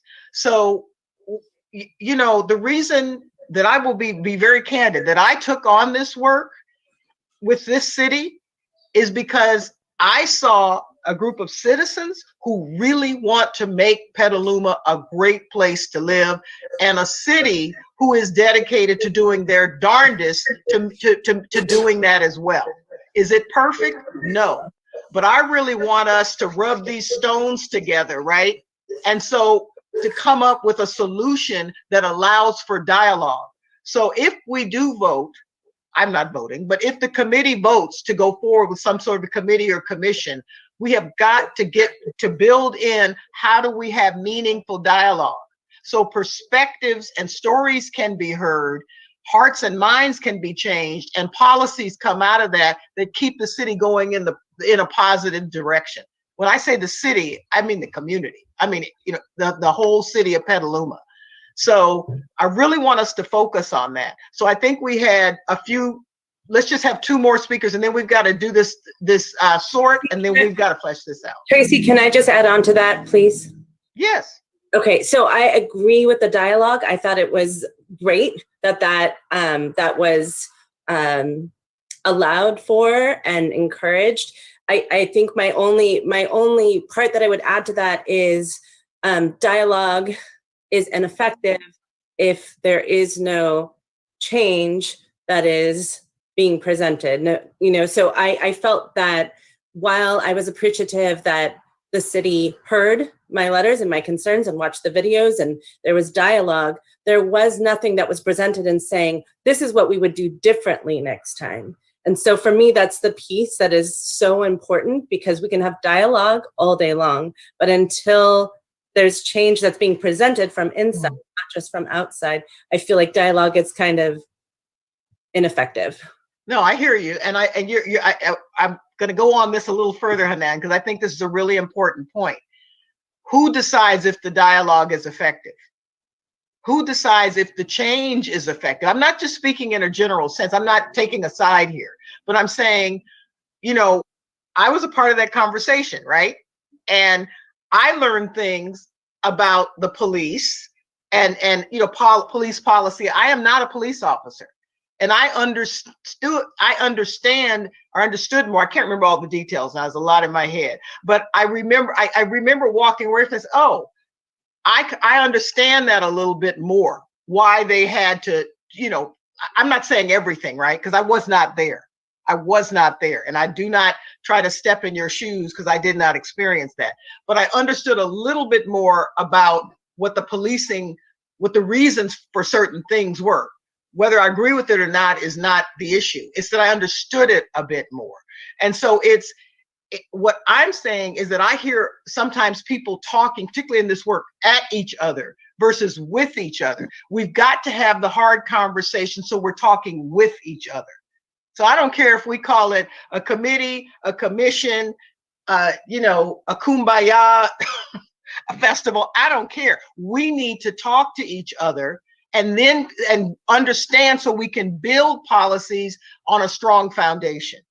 I will say to you that had I been there that night as a Black woman, you know, and let's say I didn't know the deputy chief or the chief or any of the officers, I probably would have been freaking out, okay, thinking, here we go again. But now that I've talked to, you know, particularly the chief and understand a little bit more, that I'm freaking out a whole lot less, if that makes sense. That doesn't mean, wait a minute, that doesn't mean that somebody who's not really trained to understand their own bias couldn't have thrown a match into that situation and somebody could have been dead. Mm-hmm. I appreciate what you're saying, but I do want to remind everyone that once we were heard and the police presence were lessened, the citizen laid himself down on the ground. Mm-hmm. When we had the meeting, and I do want to appreciate Savano. I felt like he was doing his best to hear me, to listen. I felt like it was dialogue. I do want to say that I felt like it was dialogue. Mm-hmm. At the end of the meeting, when I asked what would be done differently, there wasn't anything offered that would be done differently. And considering that we saw on video that the citizen laid himself willingly on the ground once the police presence was lessened, that to me was a little bit concerning, in that the dialogue, it didn't end up, oh, hey, that worked really well. And I think we know when something is effective or when change is happening is when the people who feels most threatened or less safe in the community starts feeling safer. Yeah, right?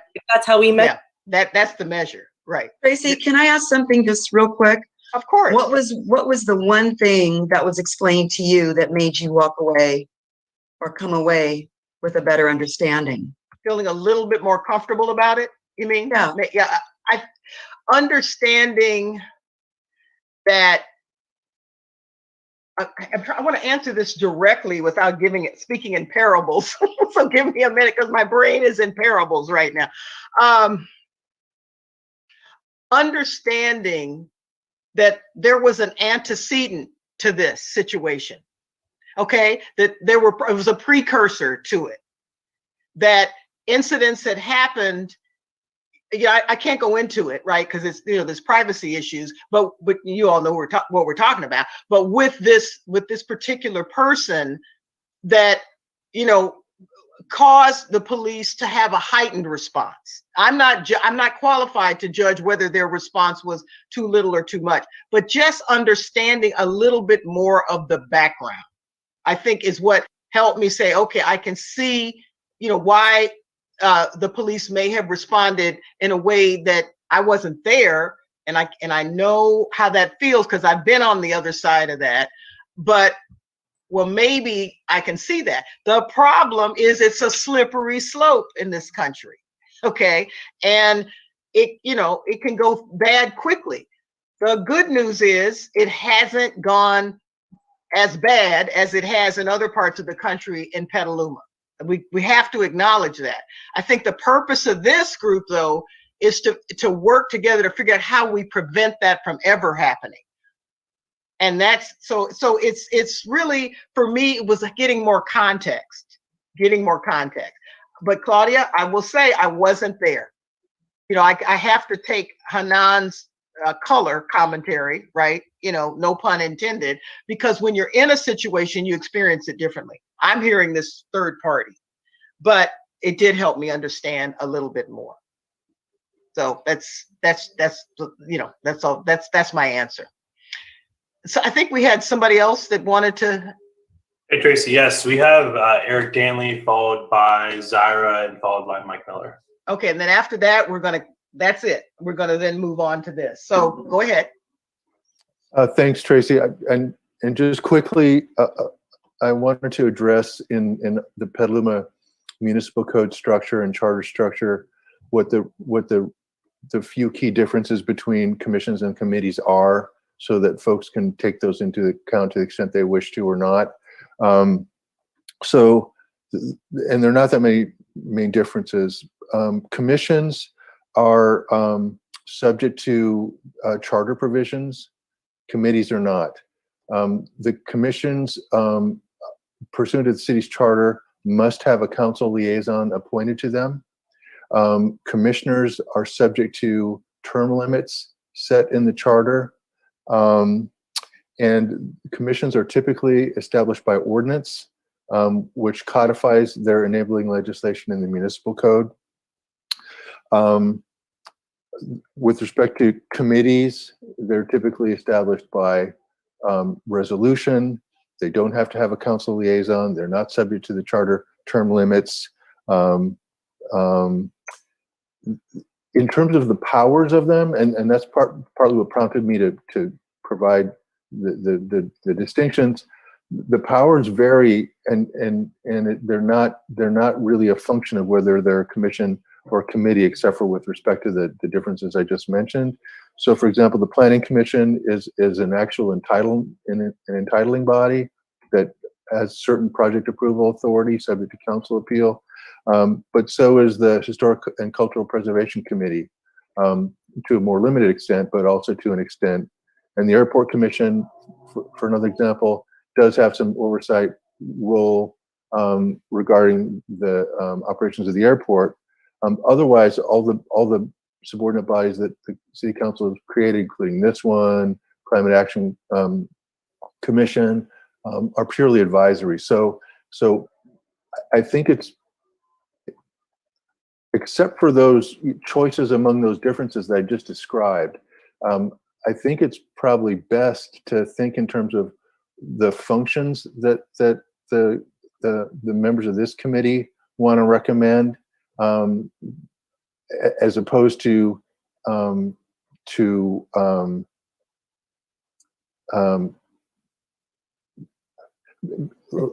me say it this way. I think the right kind of designation of a body that this committee may want to recommend will become apparent in terms of those differences I just described in our scheme, and what role they want it to play and what functions they want it to perform. Okay. As opposed to coming automatically with the designation. I think it's more important with the substances. Okay. So anyway, that's what I wanted to. No, that's good, because when we Hopefully flesh that's it out, when we flesh out the SMART goals, it'll become clearer. So it's less about the semantics, right, and more about what we want them to do. Okay, Right. got It's it. more what they're intended to do. Okay. That's right. Yep. Because then it can be structured accordingly. Okay, Right. thank you. Okay, did we have one more? We had Zyra, followed by Mike Miller, and that's it. Okay. Go ahead, Zyra. Thanks, Aaron. Thanks, Tracy. And thank you, Eric, for providing the difference between commissions and committees. I just wanted to given the summaries that we were given, You know, our city is basically the boss who oversees Petaluma Police Department. I understand that our city has a lot of things that they have going on. So, you know, there's a lot of negative connotation of civilian oversight. And I hope that my colleagues here and community members were at least able to hear when I spoke about the positive elements about a civilian oversight, because it's all about being accessible, fair, confident, transparent, accountable, improving effectiveness and consistency, you know, reducing preventable measures and understanding. Because I think a lot of this, a civilian oversight would be helpful for our community to understand police policies, trainings, and practices. Another thing just to add on, unfortunately, here in Petaluma, we've had a lack of accessibility to ensure that the police complaint process is accessible to all, and that there are few or if any barriers to filing a complaint. You know, when we file a complaint, we go through the website or we have to call 911 directly. But there has to be another way in order to give confidence and having our community be comfortable in providing and just trusting the process. And it's about trusting the process. And right now we don't trust the process. So how do we improve in order for our communities to trust the process? So I just want to say that civilian oversight isn't this negative thing. I'm not against cops. I just want to make sure that everyone is getting the equal customer service for all. You know, being racially profiled in Petaluma, it's happened. Let's go back to Sadie's incident. Katie received the excellent customer service as a white mother versus a Latinx family. They had to go through a lot of things. Another complaint that I have to say is, you know, back in 2019, we had a Latinx family play Spanish music on the 4th of July. And we had a drunk man come to their door and basically verbally harass them. You know, I've sat down with Ken Savano about that, and he read me the panel codes and on the hate crimes. However, I didn't understand it. So the thing is a civilian oversight is to help community members like myself and others to understand the process and improve that accessibility for all. Thank you. Yeah, it's about, it goes back to dialogue, Zaira. It goes back to dialogue. Because that's how but first of all, you have to have the access to the information to be able to have a dialogue. So yeah, that's a very good point. Yeah, and it's data, right? Like data. In order to do that, you need data, right? And I've heard members on this community say they want data. All right, let's have a civilian oversight to gather that data, and then from there tweak it to what our community's needs for all. Well, yeah, I think your point is really timely, because you know, this is not an us versus them. This is us trying to work together, all of us trying to work together to come to the best possible solution in terms of how we move this city forward, particularly in terms of the police relationship. And it's not saying that the police are just doing this, you know, horrible job, because if they were, I wouldn't be here. I'll tell you right now, I wouldn't do the work if I just felt like, there's certain things I don't do, and that would be one of them. But I don't see that what I do see is a chief and a deputy chief and officers who, for the most part, really want to, you know, to serve the community. And we have to perhaps help them understand how the community needs to be served. That's what equity is all about. So, you know, that's a tough thing to consider, because nobody knows what you need unless it's really presented in a systematic and clear manner. And I think these conversations are good. We had one more, which was it Mark? We had Mike. Mike, okay. I don't know who was coming up next. Okay. Hey, thanks everybody. And I want to echo all of those sentiments that were just said. You know, I respect service in all forms in this country, and I respect police service. I respect what they do. And I also respect and am an advocate for civilian, community-led oversight of police. I think policing police leaves too many areas for things to go wrong. But I'm just going to keep it real with everybody here, right? I watched that video of the incident that Hanan brought up, And I guarantee you, when that black man was standing there with 6 police cruisers and a light and a barking dog, the thoughts that was going through his head was not, if only we had more community oversight, right? He was scared of the people that had deadly weapons, and that at any point, if they determined that he was a threat to them, whether you want to call it qualified immunity, collusion with prosecutors, for whatever reason, they could exercise that use of force on him if they deemed him to be a threat. That is what was causing his fear, which was exacerbating his mental breakdown. When I'm driving down the street and I see a police cruiser, and that instinctual fear that comes up as someone who has grown up as an African American in this country, when that fear comes up, I'm not thinking in my head, oh man, I'm going to get a ticket and I'm going to have to pay it. I could care less about that. I'm not thinking about, man, if only I had a community oversight committee. I'm thinking, if this person decides to pull me over, they have a deadly weapon. And if they determine that I am a threat to them in any way, shape, or form, they can exercise that deadly use of force on me. So I completely respect community civilian oversight. I think it's a fantastic thing, but I just want to keep it real, everyone. If we want to key in on the words that's in that mission statement that we were given, which was to members not feeling safe in our community, it is the deadly weapon that makes us not feel safe. Okay, thank you. Thank you very much. Tracy, it's Ken. I'm sorry. I'm just going to comment here quickly because 2 members have brought up that circumstance, and I for the benefit of other members, there were at least 15 or 20 minutes of that event that was occurring prior to at least Hanan's, coming upon or happening upon that situation. And I totally agree with what Mike just said, and we don't want a situation like that to happen here. But I have to tell you, that circumstance, that situation, could have very likely been handled differently in a different jurisdiction. Those officers, while there was plenty of resistance and not following commands, and they could have chosen to use force to try and take him into custody, but they recognized that that wasn't the best solution, and they looked to the end result of what they were trying to accomplish. None of us hope or wish to have that many officers on scene to deal with someone, but when not everyone, especially this committee, has all of the background information about prior contacts and violence that person had been involved in, and that was known to the officers, I cannot let my staff not get some credit for demonstrating patience, trying to communicate, and that even if it didn't appear that way from the actual presence of cars and officers, they had plenty of opportunities to take enforcement action and use force, and they chose not to. And I think that's an important distinction. I'm not saying that still couldn't be an incident that we can debrief and look at, and that we need to talk about it so that it doesn't cause more fear or distrust. And I appreciate the fact that both 2 of our members have mentioned that event tonight. But I think it's also important when we do sit down, and I've sat down with many of you on this committee, that we do have to be open to listen to both perspectives and remember to share that information, especially when we're talking about an event and we're trying to be respectful to people's privacy.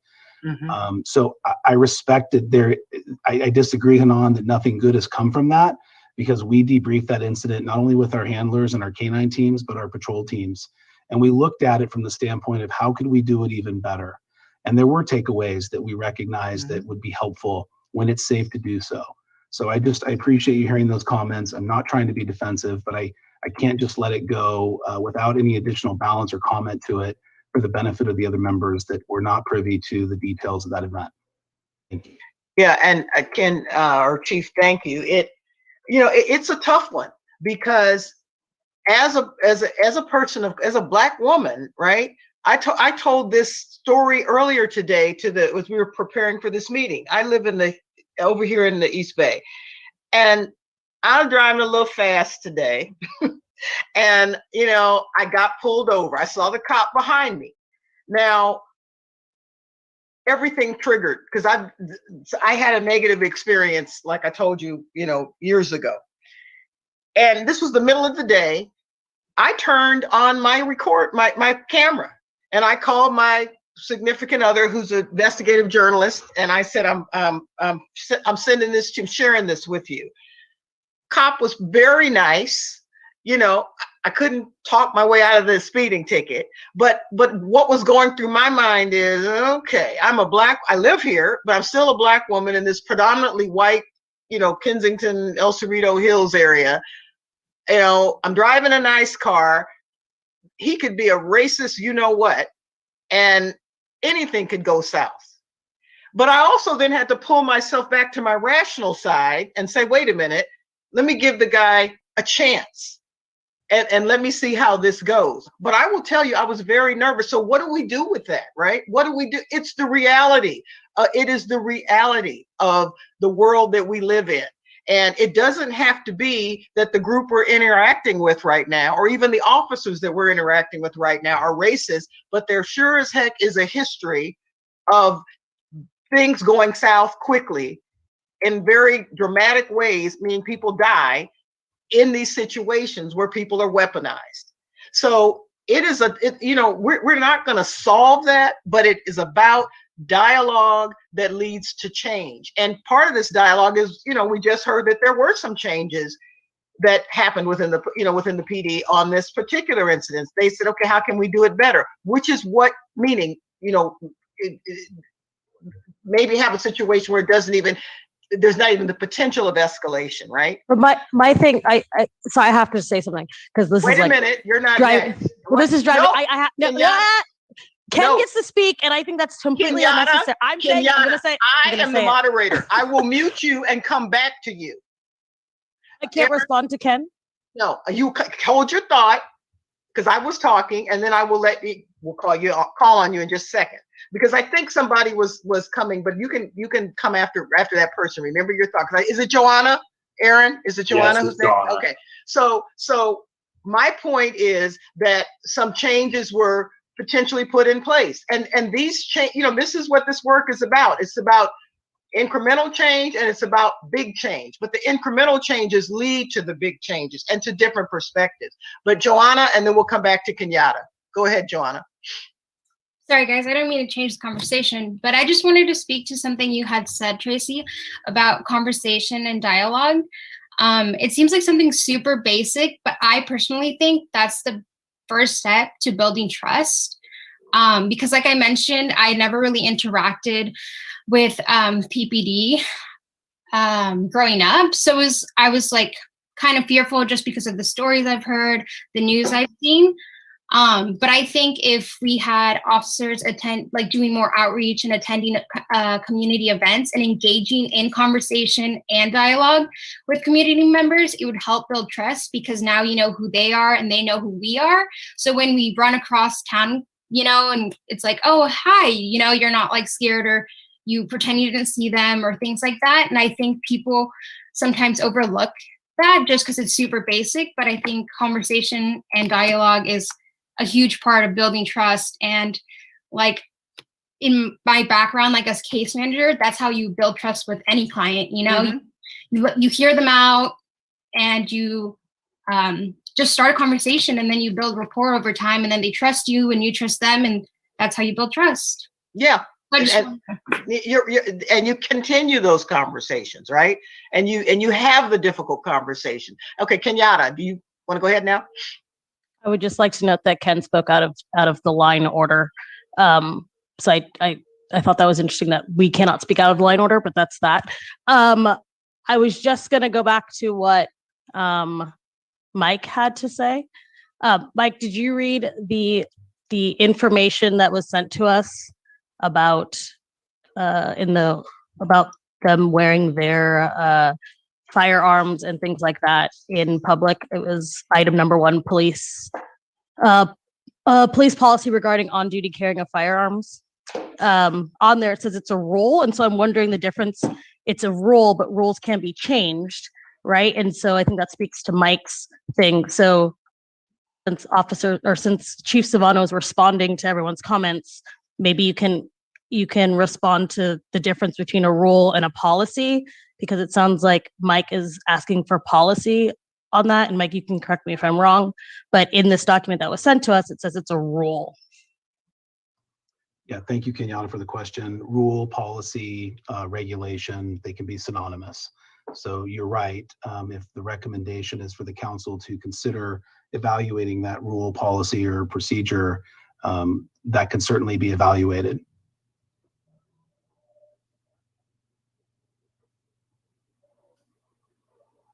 Okay. Kenyatta, did you want to respond, or you? I was just getting, he just said that they're all the same word, but on some of them it's written policy, some of it's written rules. So I was just getting clarification from Mike, who responded about the wearing firearms and it being a safety issue. Okay. But we can, yeah, that's good. Go ahead, Hanan. Okay, so are we, Aaron, are we finished with comment?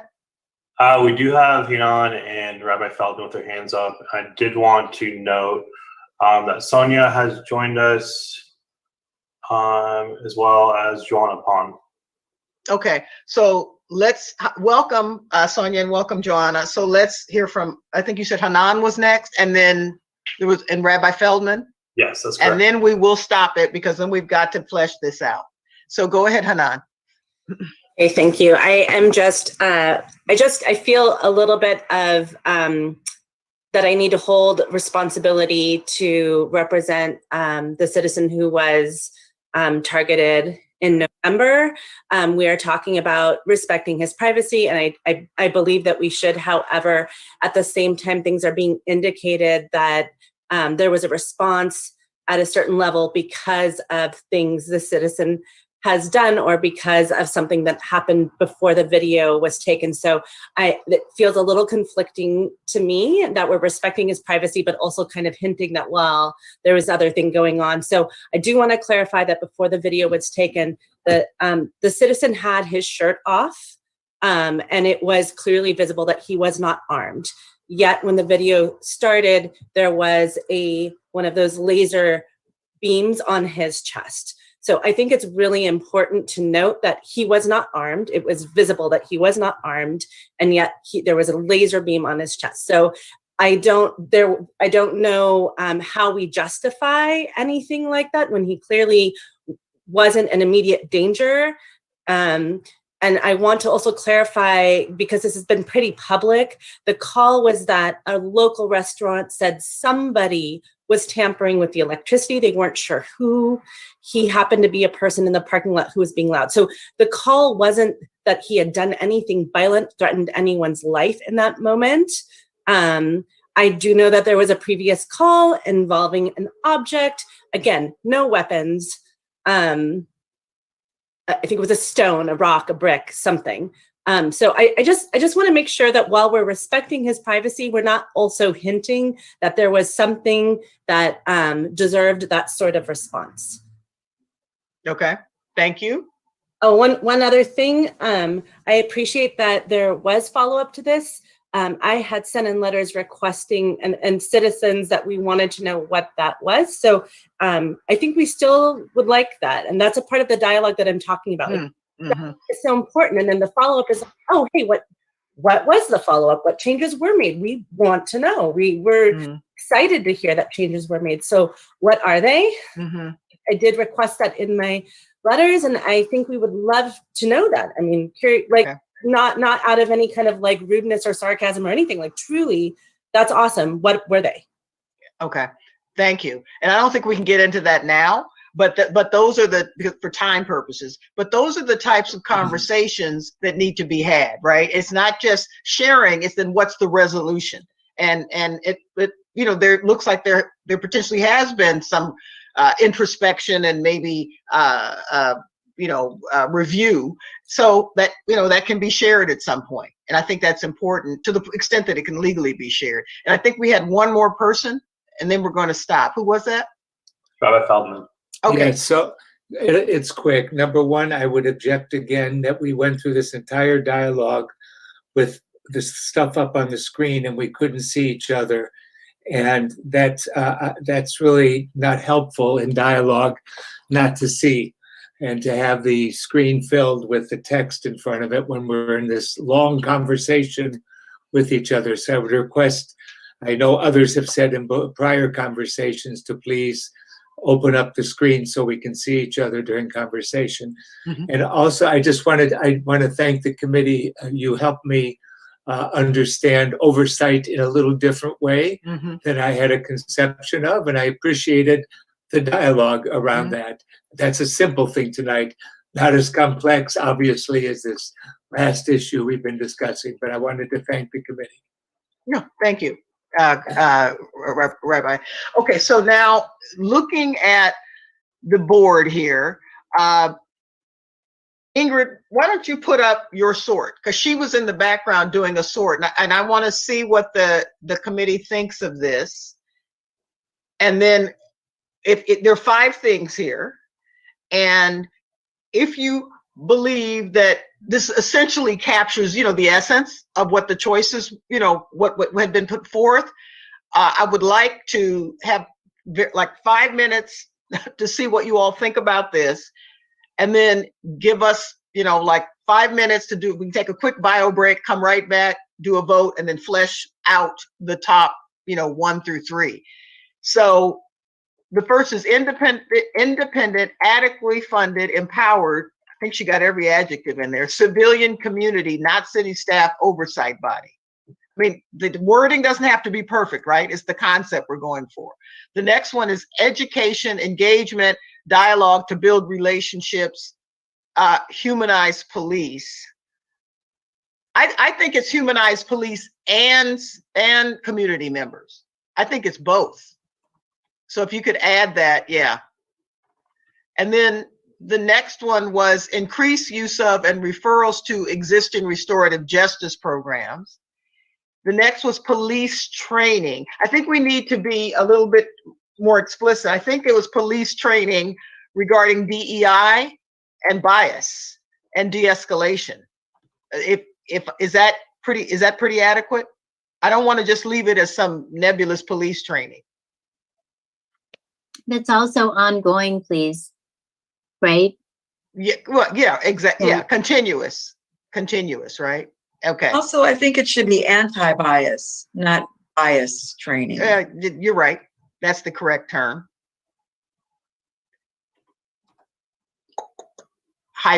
Anti-hyphen bias. Thank you. Yeah. And can we get police into oversight body somewhere so we know what we're overseeing? Independent, that'd be the first one. Independent, adequately funded, and civilian community, not city staff, police oversight body. Right, Eric? I think so. Yeah, okay. And then policy to limit use of weapons. Is it to limit or is it to review or what? And what do we want to say there? I think this was Mike's comment primarily. Policy to limit police ability to carry weapons, having police leave guns in cars unless there's some kind of safety reason. Mike, you might want to speak to that a little more. Yeah, I think you've got it right there. It's like it's more about, it's less about trying to limit their use, although of course it's about limiting the use, but it's trying to recognize that a loaded firearm is an implicit and direct use of force. And when you get out of your police car, when you interact with the community, you are using force when that is visible. Okay. All right. Okay. So those are the 5. So let's take like literally a 3-minute bio break and then, take a breath. And then we'll come back and each person will have 3 votes to allocate to one of these, however you'd like to allocate them to these 5. And then we'll get the top 3 and we'll see how far we can get because we will come out of here with recommendations. Fair enough? So 3 minutes. Run. Tracy, yeah. Can I make one comment, please? Because about the I don't know where it went. Oh, the limit of weapons. Yeah. I know Mike feels really strongly about this, and I've heard it tonight, and I've heard it the last couple meetings about how people don't feel safe when the police officers carry their weapons or have their guns on their hip. And I really feel that if a police officer is on duty, they need to be ready to respond to any type of emergency that might occur. And, who's to say, I guess here's another way of thinking. And I'm not saying I'm right. I'm just another perspective, because I do feel people for a variety of reasons, are fearful of the police if they're stopped and they have a gun on them. Right. Mm-hmm. But, we're at a soccer game and someone mentioned, if they're coming to see their child, they're on duty, they come to the soccer game to watch their kid. Yes, if they can do that, that'd be great. Leave the gun in the car. What if something were to happen and there needed to be an immediate response? What if there was an active shooter? The police officer is going to run back to his car? I think that argument, that what if argument, I hear it a lot. I've heard it from a lot of people that it's like, but what if this happens? What if that happens? What if something happens? Like, I don't think we as a civilized society can craft policy around these what if edge cases. And I want to be clear, there are 19 other countries that follow a similar policy. It's not that the police aren't allowed to use weapons. It's not that they aren't asked to go to situations where a weapon is needed and is the appropriate tool for that. It's to recognize that they don't need to have it on their hips in order to be police officers. They don't need to have it on their hips in order to engage with the community, in order to de-escalate situations, in order to be police officers. That this is just one tool of the many tools they have to use. And all we're saying is that there needs to be more direct thought process that goes into what is the right time to use this specific tool. And that when you force someone to say, hey, I'm going to have to go back to my car, I'm going to have to get this out of the trunk, you're giving both the police officer an opportunity to de-escalate in their mind. How fearful am I? How much of a threat am I in? And hopefully you're giving the perpetrator a chance to say, hey, this is escalating maybe further than I want it to. How can I de-escalate this? So I think it's less about sort of the, well, what if this happens? We need to make sure that every police officer can cover every what if scenario at any time. And it's more to say, hey, this is just one tool of many, and maybe we need to decrease the prevalence and the availability of this tool so that we can increase other tools that they have that probably will be more important or more pertinent to things like a traffic stop. Okay, well, we need to stop. Thank you both for both perspectives. Let's take 3 minutes. Let's set the timer and we'll get ready to vote. Okay.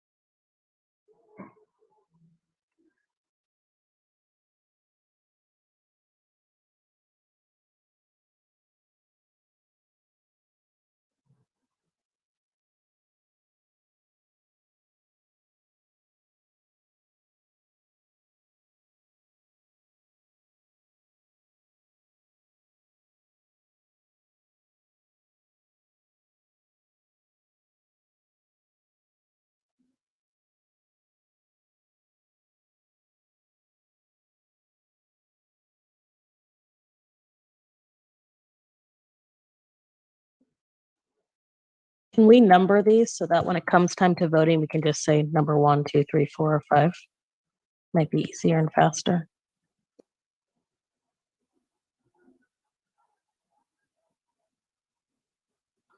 My question too is the education and the ongoing police training and education on DEI, can that be combined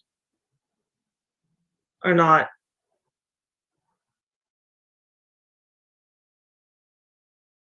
I have to ask the group.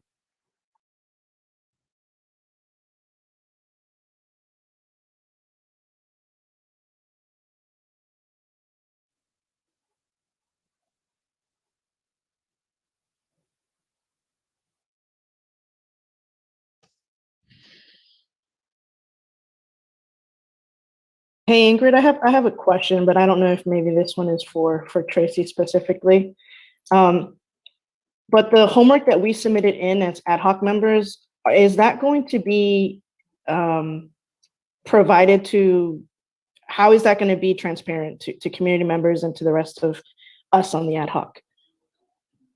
I think it'll be part of the minutes. We'll include those as attachment. Okay, thank you. And might So we be able to vote by raising hands instead of going through a roll call? I think the problem, I think we need to go through a roll call because we need to know who's specifically voting for what.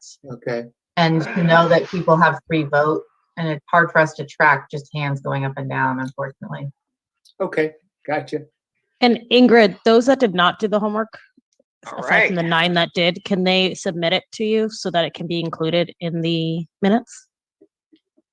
That I have to check with Tracy because that really all went to her. Okay. Okay, what was that?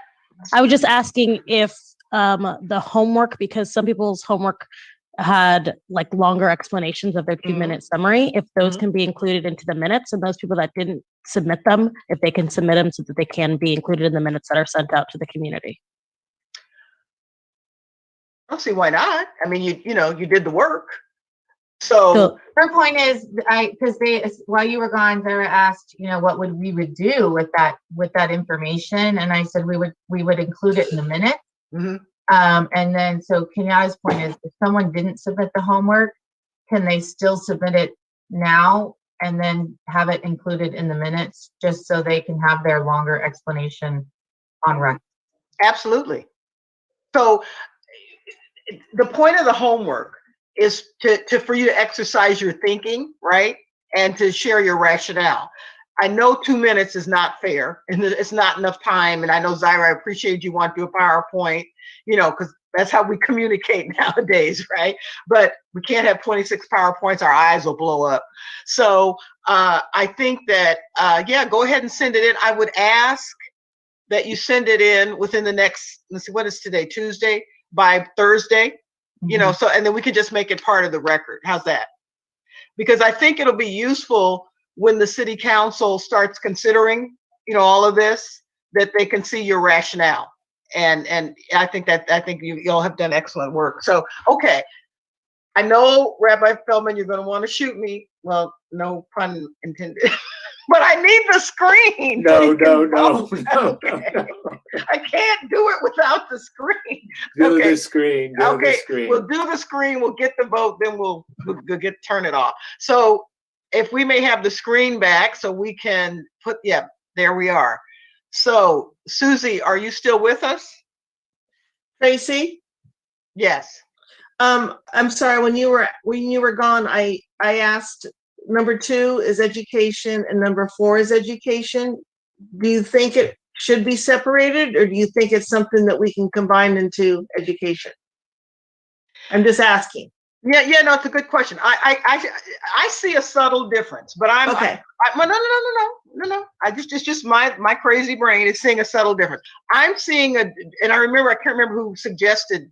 There are several people who suggested this one, but I'm seeing that this is more about getting to know the police getting to know the community. That's what I see under 2. I see 4 as actual ongoing training of the police, specifically of the police. Is that fair? Yeah, that's fair. Okay. So is Susie still here?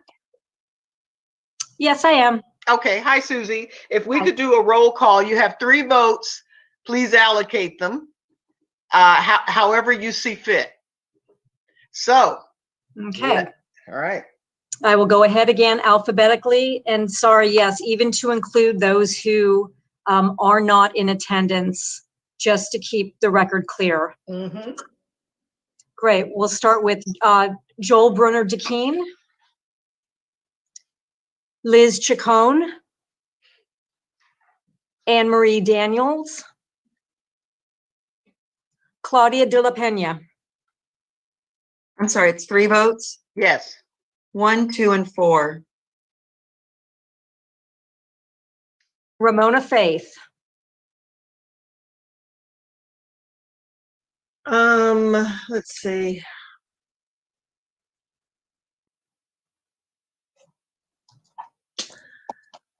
I would do 2, 3, and 4. Rabbi Ted Feldman. 1, 2, and 4. Anthony Franklin. 1, 2, 3. Johanna Garcia, 2, 3, 4. Zaira Garcia, All three of mine are for number 1. 111. Okay. Let's see. Hunan Hunaidi, I would like to place all 3 of my votes on number 1, please. thank you. Eric Leland, All 3 of my votes on number 1, please. Sonja Lowry, 1, 2, 4. Sadie Martinez, Julia Main, 2, 4, 1. Thank you. thank you. Mike Miller, All 3 of my votes on number 5. Joanna Pawn, 1, 4, and 5. Kenyatta Reynolds, 115. thank you. Fabian Romo Macias, Faith Ross,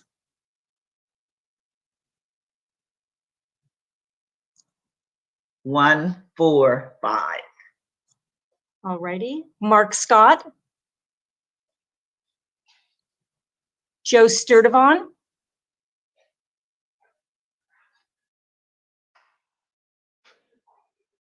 Hey, Joe, you're currently on mute, by the way.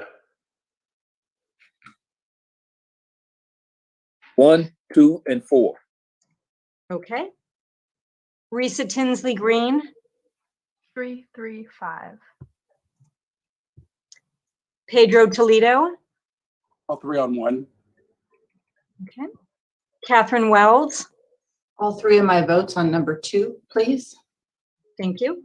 Aaron Wilkins, 155. Lou Zweier, So I think 2 through 5 are something that would be done on an ongoing basis by number 1, and I think it's artificial to split them out. But I'll vote for 1, 2, and 4. excellent, thank you. Tracy, that concludes the voting. Okay, so while Ingrid, how much time do you need to tally, you and Aaron? His will be automatic, so it should be just a minute. Okay. Mine is basically done. Okay, so while that's the next minute, while that's happening, it's already about 8:32. Do we want to make a motion to extend till at the 9:30 at the latest so we can get public comment in after we finish this? Yes. Yeah, I motion. Okay, is there a I second? second that, Julia. Okay, all in favor? Okay, Aye. any Can we- nays? Can we turn off the share screen? Yeah, let's turn off the share screen now. Any nays? Okay, so we will go to 9:30 if we need to. All right. Do we have our tally yet? Yes, the tally is 24 for number 1, 12 for number 2, 5 for number 3, 10 for number 4, and 9 for number 5. So the top 3 are 1, 2, and 4. Okay, so 1 is the oversight. 2 is, what was 2? What's the title for 2? It's education, it was education engagement dialogue. That one was 12, and that was number 2. Okay. And then I have the numbers on the screen now. we're just looking at the Oh, gal. sorry. Yeah, that's okay. Okay, there we are. Okay. All right. So we are going to do agile, rapid fire design thinking here, people. You might want to, loosen your neck because this is going to be fast. All right, so what we need to do is, Ingrid, can you pull up, I don't know if you can do this. I would love to copy and paste one 2 and 4 into a separate, for a separate, I think for SMART goals, so we can flesh those out and just create we're going to flesh them out right now. You understand what I'm saying? Yeah, can you see my screen? Yeah. Okay, I'm gonna cut and paste these into the 3 spots, so that'll be our starting point, and we can flesh them out here. I'm sorry, Tracy, I'm sorry. I know.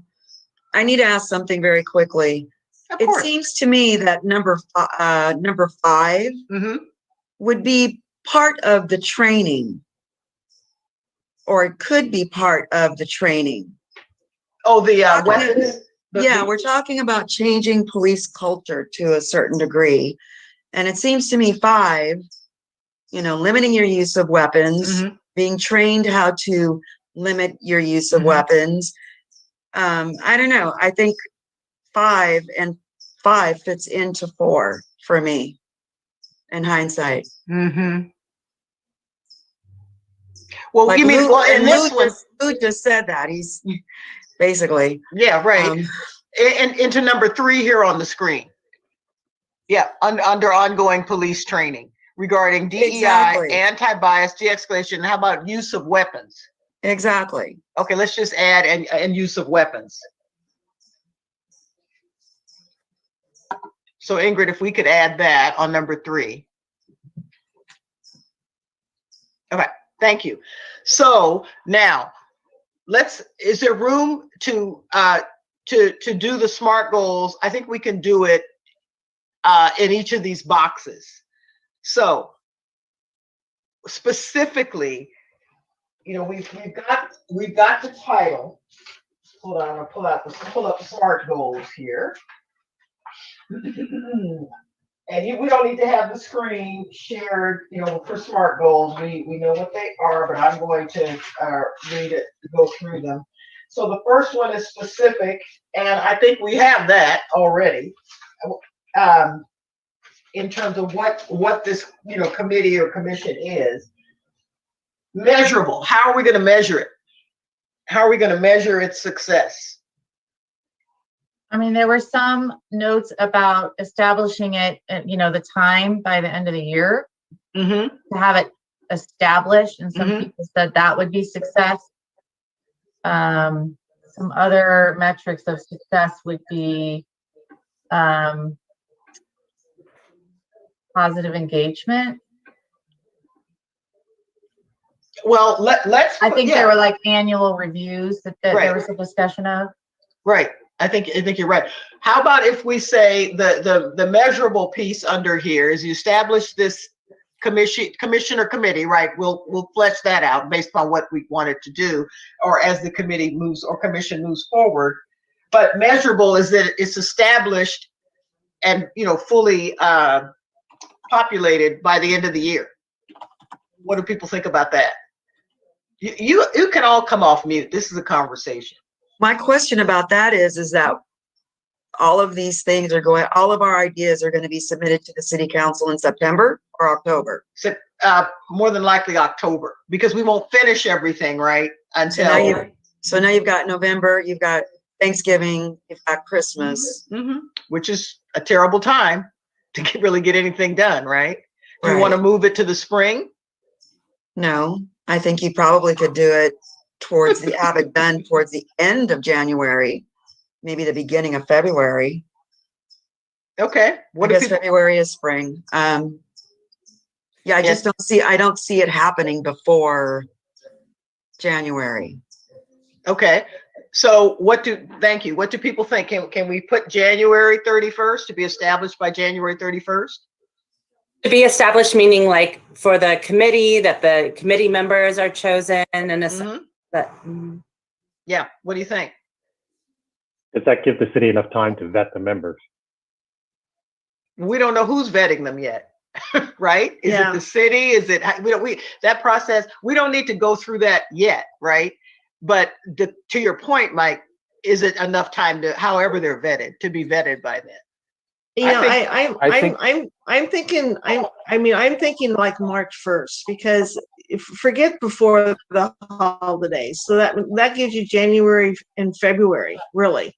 Mm-hmm. And I would think it's not just identifying who, it's really clarifying, you know, depending on what it is there a charter, you know, whatever has to be developed. So it would be the membership, the charter, and the committee standing, which is part of the charter, you know, or, you know, okay. And authority, the committee's authority. So the charter, what it's supposed to do and what its authorities are. That's right. I think that should be defined, and then the process for selecting members. Yeah. So I think all that could be defined by the end of the year, I would think. And then it might take a little longer to actually select the people who are going to be on it. But I think it's good to set a goal sooner than later for defining those things. And I think you're right. So A is, you know, defining the charter, the structure, the authority, and then B, that's by the end of the year. And B is by the end of, I think we said February, populating the committee or the commission. Yeah. Could we, might we ask Peggy just to give her input on what she thinks about a timeline? We can disagree with it, but can we ask her what she might think about a timeline? Well, I would kind of lean toward what Lou had recommended. I think that makes a lot of sense. But I'm going to look at, you know, I also have to look at what's on staff's plate. So Eric's going to be doing a lot of the work. And so I think it's reasonable. Okay. Okay. Thank you. Thank you. Thank you. And thank you, Rabbi Feldman. It is relevant and it's time bound. Okay. So thank you on that first one. Now, I know it seems like, oh, that's not all we're going to do with it. We're trying to just put them out there. And in our last meeting, we're going to talk about all of them together again, holistically. Okay. We'll have more dialogue, but we want to get these out. What was the next topic, Ingrid? Education, engagement, dialogue to build relationships, humanize police and community members. Okay, so this is hard for me because it needs to be specific, and we need a bucket, you know, a vessel that's got a little more shape than that. I don't want it to just be something we just throw everything in. I do think this topic is critical. So give input. What do you think? Well, presumably this is something the committee is going to be developing. Go ahead. So who said that? I'm sorry. Presumably this is something the committee will be developing. I mean, everything moving forward, presumably the committee will be developing it. So it's hard, I think, for us to really set goals around beyond just it's developed by the committee.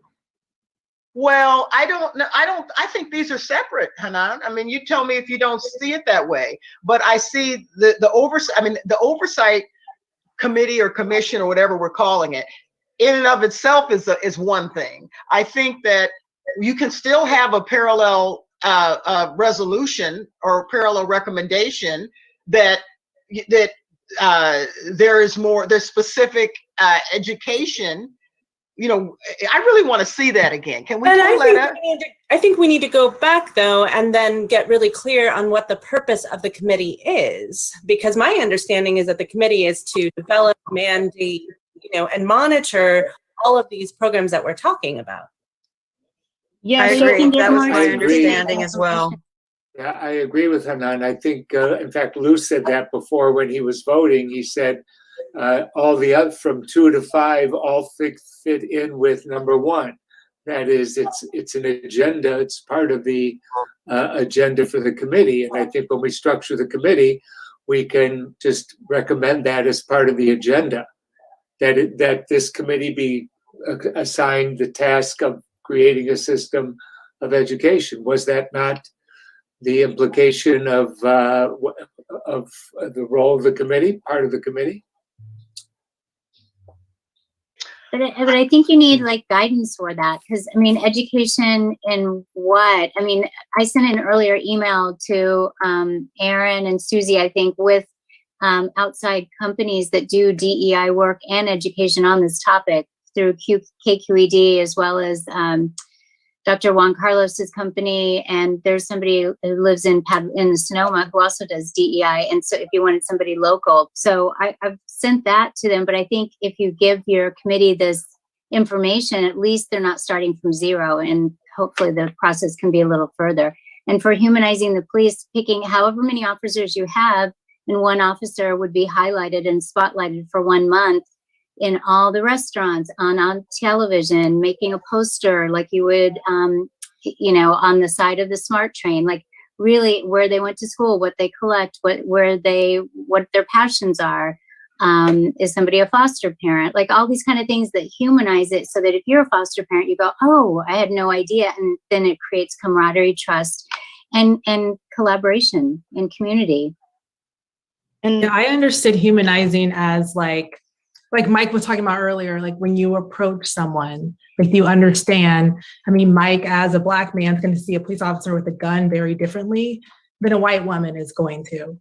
And for them to recognize that, and like, that's just what I understood as humanizing, like understanding how that person's seeing them, but also like, how are you seeing that person? And do you understand when you're approaching that Black man with a gun, it's going to feel different. That's my input. So I just want to be sure I'm really interrogating this. I could see putting 2 and 3, right, as sub bullets under one, you know, so they're called out, right? Yes. Isn't humanizing really restore? I mean, we're not using the word restorative in here, but that's really the humanizing piece, isn't it? I think it's different. I think it's being able to see the humanity. If I don't know you and I know you're a teacher and I'm a teacher, and I find that out by reading an article about you, that's going to give me a certain warmth towards you that I may not have if I just see you walking down the street. It's finding commonalities through what they do, where they live. And another thing I think the police officers, and I don't know how to fix this, is that they should be able to live in proximity to Petaluma and not have to travel from San Francisco or other places, because it makes a huge difference if you actually live in the community that you're policing. Yeah, I hear that. I do think restorative justice needs to be called out. I mean, that's going to be my suggestion, under 2. I agree. That's important. Because I think the humanizing piece is important, but what do you do with that? And that's where the I can't talk tonight. It's not good. That's where restorative justice comes in. Yeah, that's one of the areas. Yeah. You have to have certain other things in place, right, before you do certain forms of humanizing. Right. That's I right. mean, I'm not going to see you as a, you know, I'm going to see you a certain way. If you're coming to my car, you've unclipped your gun and you're just going to give me a ticket. Right. Okay. So we have to take care, in my opinion, we have to make sure that certain other things are in place before we start doing things like, you know, putting an officer's picture on the side of a bus and talking about what a great guy he or she is. Right. We have other things that we have to take care of first. Right. And that's the community piece, Claudia. I want to build on what you're saying, because the humanizing piece, Julie, I hear exactly what you're saying. Mm-hmm. It's easier to do when people are in a place of leadership, community leadership, become more recognizable. But if we have, like I was for many years, you know, a low income single mom working 3 jobs, and I don't have time for anyone to get to know me. You know what I'm saying? So that's like, so I think it's like both. It's both, and it's, you know, the humanizing piece is a little bit of an individualized thing, but also then there needs to be the community restorative piece that I think kind of go hand in hand, creating those opportunities. But there's some people who can't step away from their lives to have those interactions, you know? Yeah, it has to be contextualized, right? And so I think that's important. Okay. Can I say something, please? Yes, of course you may. Thank you. I really think that as this committee is being defined, all of this can be included, because you want to have a clear, defined, and adequate jurisdiction, and you want to have the authority and also the objectives and scope. And all of this, you know, we're spending a lot of time trying to define this now, when it really should be defined within that that body that we create. Yeah, created by the city. Yeah, I agree. I agree. Well, then let's, well, I want to hear. Can I just add? Absolutely. I think that goes back to what Hanan was saying earlier in terms of the purpose, right? Are we really clear about the purpose of the body and its work? If we are identifying SMART goals, that would mean that we've already done like data gap and cause analysis, right? Exactly. We're gonna identify some plans of action, and we're gonna implement that by using the SMART goals, right? And so, I just want to illuminate what Hanan was saying earlier about the purpose. Yeah, I think that you all have done a great job because, I mean, at a meta level, this is a SMART goal, right? It's as specific as we can be right now, without the committee actually getting in and, like you said, looking at data, you know, deciding what the committee is going to do. That's more conversation that's needed for this. Right. It's absolutely, by no means am I saying stamp one and done. What I want to do is get this, have a little bit more conversation about this bucket. And then so that we're ready to, okay, this is going to go to the council. They're all going to go in one document, you know, after we finish. But, and we'll have time to talk about all of these more in the last meeting in September. But we do have some hands raised, by the way. Well, I didn't even know people were still raising their hands. I thought, okay, just talk. Go ahead. So we have Peggy, followed by Ken, followed by Risa. Okay. So I just want to follow up on my timing issue. Obviously, we want to distill what everybody wants this commission or committee to, you know, what is the purpose and what is the, you know, function of the commission. Probably require some bargaining with our POA, and then of course city attorney will probably, you know, have to, you know, research legal constraints and make recommendations and we have to make recommendations to the council accordingly. So there may be extra time, but I just want to make everybody aware that it's not as easy as it was setting up the ad hoc. Yeah. So yeah, because you have labor groups involved. So correct. Yeah. I just want to make sure we're managing expectations. And I know people are texting me. I am into this. I'm not looking at this phone. So just raise your hand because I can't do both. So, okay. And we had, who was next, Aaron? We have Ken next, and then we have Risa, followed by Zaira, followed by Pedro. Okay. Thank you. I'll be brief. I don't want to get too much into the weeds, but the conversation about humanizing the police. And I just want to ask the group to take a moment, as you know, I and my staff and city staff and Tracy have really tried to take a position of active listening to try and better understand that sense of fear or a lack of feeling safe in the community. I think it's important when we're talking about putting pictures of officers on the side of a bus or other community engagement activities, which we have historically done at different points in our history here in Petaluma, that we should be thoughtful about how the officers are feeling.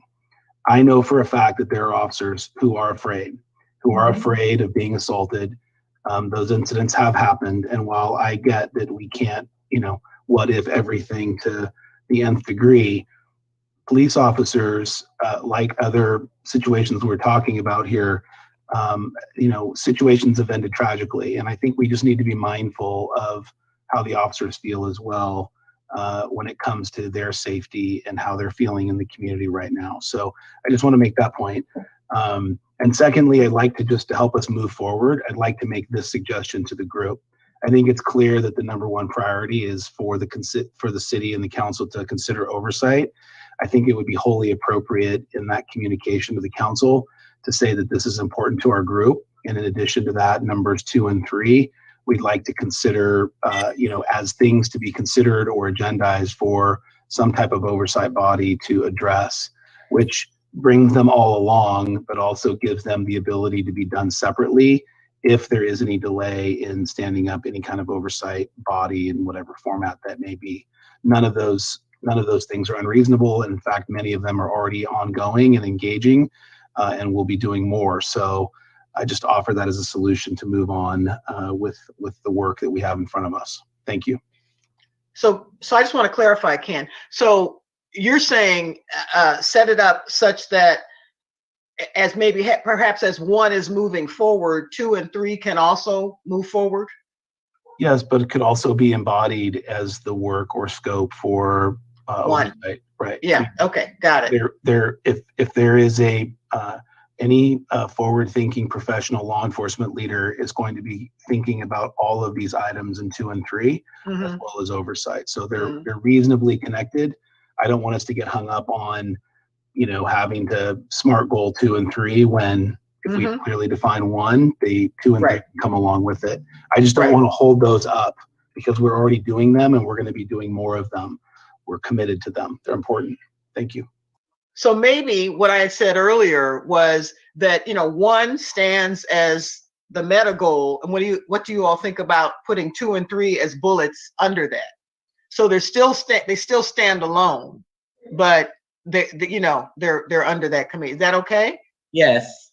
Yes. I think all 5 could go underneath. Yes, Lou. Yeah, I do too. Right. Okay, can we go back? Do we still have let's go back to the 5. Yeah. Because I think 4 and 5 are really important to certain members on the committee, and that voice should be acknowledged. Okay, so. I mean, 3 and 5. Yeah, 3 and 5. 4 was one of the top 3. Yeah. We've already included them. Yeah, didn't we already include restorative justice and weapons? And weapons. I mean, in all they're honesty, we do that every meeting. Right. We vote and then we include everything. Right. Right. Well, we find a way, right? But it is in there. Yeah, you're right. Okay, go back. Okay, thank you. All right. So are we not going to need to articulate how to measure 2 and 3? We're just measuring 2 and 3 by measuring 1. Is that what we're going to let? I think we should let the oversight committee determine how they want to measure 2 and 3. That will be the direction of the oversight committee, essentially. That's what it's sounding like. Yeah. But I'm just pushing back because I know I actually already said this other thing, but then I'm thinking about shouldn't we be setting measurement goals for the committee, not them setting their own measurement goals? No. Okay. Once you establish a committee, once you establish a committee, you have to allow them to do the work. Right. It's not just going to be the committee, it's going to be the city and everybody else. I mean, we're going to be working as a team, I would hope, or whoever is doing it is going to be working as a team to set the objectives and the goals and where they want to accomplish. Right. I'm just a little bit tired, sorry. And just we all are. Apologies, I'm trying to speak out of term. It's 8:57. I definitely want to give public, but I submitted in a proposal. This highlighted, and this is why I want to share with the ad hoc members. City manager shall provide a proposal of the civilian oversight consisting of 2 council members, 2 police chief, union representatives, and 6 diverse community members in order to conduct a review of the Petaluma Police Department policies and procedures pertaining to use of force. All the ones that we've already labeled have been into what I submitted in. Right. And then submit a report within 6 months by that civilian oversight of forming the task force, detailing the findings of the reviews, recommendations for changes to the police policies and procedures. And at least quarterly, chief of police shall provide council a report that includes the answers to the following questions, which is what methods is the chief using to track the use of force, implicit bias, and early warning signs for the officers under his command. So again, I don't know, I don't want to take too much time, but everything we're discussing now, I've submitted into, which makes it into this time framework that was also recommended by other members. So I think to your point, Zaira, I think whoever asked earlier, could you send the homework, send it in by Thursday. Do not send me things on Friday and say, oops, I forgot. I submitted you that are on good. Friday. You I got was it in, right. But I'm saying send it in, and so it can all be compiled. And Kenyatta, can you type yours for me? Because your handwriting is about as bad as mine is. So. Well, and I wanted my colleagues as well on this committee to view exactly what I submitted in, so that way, because I think right now, I understand we're discussing this, but also for time purposes. Right, we need to move on. Yeah. Exactly. Okay, so before we move to public comment. So Tracy, I do want to make sure this is an equitable process, and Risa and Pedro both have been waiting. Okay. All right. Those are the last two. Okay. Thank you, Erin. I just wanted to say that I think we really need to be careful in not prioritizing kind of like manufacturing trust in over creating policies that are going to allow the police to naturally build trust with the community. Like the idea of, you know, putting police on billboards and stuff, I think can easily turn into kind of like a romanticizing culture that could actually make it harder to reach accountability and transparency. So I think we really need to watch ourselves going down that path. And I think creating policies that are going to show that our police are doing a good job and help them, you know, have a more non-threatening process in a natural way is going to build that trust without us having to have it as our number one goal. And then I just wanted to kind of respectfully make the distinction after Ken's comment between getting persecuted for your basic identity that you're born with and getting persecuted for an occupation that you have chosen can take off your uniform and get paid a nice salary for. So I just wanted to make that. Thank you, Risa. And I think who else did we have? We had one more, right? Yep, Pedro's our last speaker. Yeah, so I just wanted a little bit of clarification because I thought I heard, and maybe I misheard. I thought I heard Chief Savannah say that an independent commission was once a priority, or perhaps it continues to be a priority for the department, but that there was funding, that there was lack of funding to move that forward. So I'm just curious if the work has already been done and in terms of the research, and it's just missing the funding piece. Because I think he mentioned that it had been a priority back in 2016. Yeah, it was a priority thank you, Pedro, very much for the question. So when we adopted the recommendations and the pillars of the President's Task Force, obviously number 2 is oversight and police oversight and policies. So our attempt to accomplish that was to use an outside accreditation process that's a 3-year process. Midway through that, the process changed and it required more resources and staffing than we were able to accommodate. So I was just trying to say that we understand the importance of oversight. We believe in it. I appreciate the opportunity for us to discuss the different models of oversight and what's appropriate for us here in Petaluma. But I was also trying to emphasize that the items in 2 and 3 are all important items that are part of those recommendations that we have been practicing and engaged in and can always do more involving training and engagement. We have been limited by our staffing and our resources to do a lot of those. You'll remember we were doing twice annual town hall meetings in our local neighborhoods, focusing on our business population, our communities, our neighborhoods, our faith-based organizations, our youth. And we had to scale all those back simply out of staffing. And we've talked about that at length. So that's what I was referring to. And I hope that addresses your question. Thank you. Okay. Thank you, Chief. Thank you, Pedro. Okay. So is that, Erin, that's it, right? Yes, that's it. Okay, so let's go to public comment and then we'll wrap it up, and I'll discuss the flow of the next 2 meetings, the proposed flow, as well as the homework. Okay, so let's turn to public comment now, please. Thank you.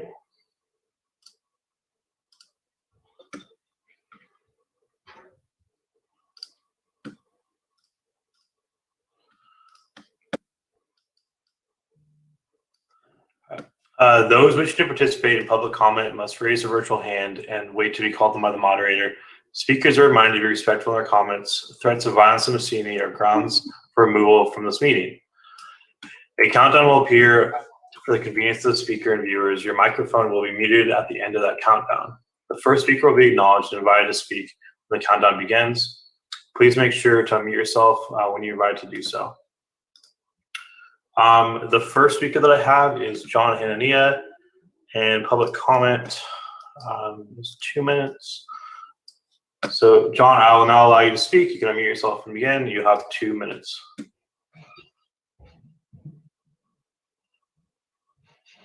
Good evening. The first thing I'd like to touch on is what Zyro said about making complaints. Making complaints, it's a by law, it's a process have to be available to the public, and it's on the police department website. But the police doesn't follow the policy or the procedure. I also know for a fact one of you who tried to make the complaint, who got the runaround and went on to go online, and they weren't successful. You can make complaint by phone, in person, a different location, but the police department don't follow the policy. Other thing is the bogus stops that they do. You know, Ken can talk all he wants, but I know different. I've been dealing with Ken since the day he started. Nobody in town knows about Ken as much as I do. Not too long ago, I witnessed this and I observed the whole thing where 5 police officers at the IHOP parking lot trying to intimidate a young man who worked for DoorDash. Wasn't doing anything at all, but yet he knew his right. But they kept looking in the car, trying to see anything that gives him probable cause to search the car. But he knew his rights. So I can go on and on about certain scenario, but I caution you, don't believe everything you hear from the police department. One thing about Ken likes to soak up recognition, but he doesn't take criticism at all. I've told him this in the past. I also know for a fact, he was told by 2 of his former superior, one captain and one chief, that, he doesn't take criticism well.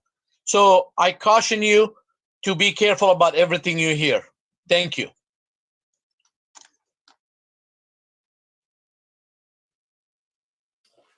The next speaker that we have is Ellen O. Ellen, I will now allow you to speak. You can mute yourself and begin. Hi there. I just want to thank you so much for the great substantive meeting tonight. I'm so happy the committee is back on track. There is one thing though. I heard several mentions of city policies or rule statements about civilian oversight and wearing firearms. But I don't think, or at least I didn't see that these policy statements were attached to the agenda or in any way made public. It seems Chief Savano was given the forum tonight to say what he wanted to say at this meeting, but it seems also that the public wasn't given the opportunity to see what he wrote about his police policies. Is it possible to share those policy statements with the public? Thank you.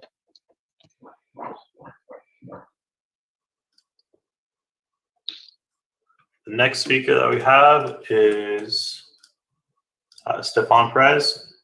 Stefan, I'll now allow you to speak. You can unmute yourself and begin. Hello, everyone.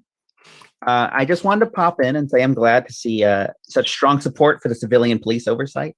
Just by looking at the data from the community survey, the main problem that Petaluma has with policing is a problem with perception and the trust that citizens have with the police. And I think a lot of that has to do with the recent political trends on social media. But I do think community policing oversight addresses that concern by having citizens directly involved. So great. My only worry is that this community oversight committee would not actually be inclusive to the community, but turn into like an exclusive club with unaccountable authority over our public safety. And I say this because I'm already wanting the committee to have the authority to redirect funds from the police, defunding the police basically, which is why I think it's crucial to have this actually be open to the public. The Argus Courier held a poll last year asking the public if the police should be defunded, and the majority of Petalumans said no. And I don't think you actually want that either, because I've noticed that every change to policing in Petaluma that has been asked, Chief Savano has had the same response of a lack of personnel and a lack of resources. So, if you want stuff, then you have to fund stuff. So I'm hoping this oversight committee would actually represent the wants of Petaluma, and not just for the purposes of a select few handing themselves more power.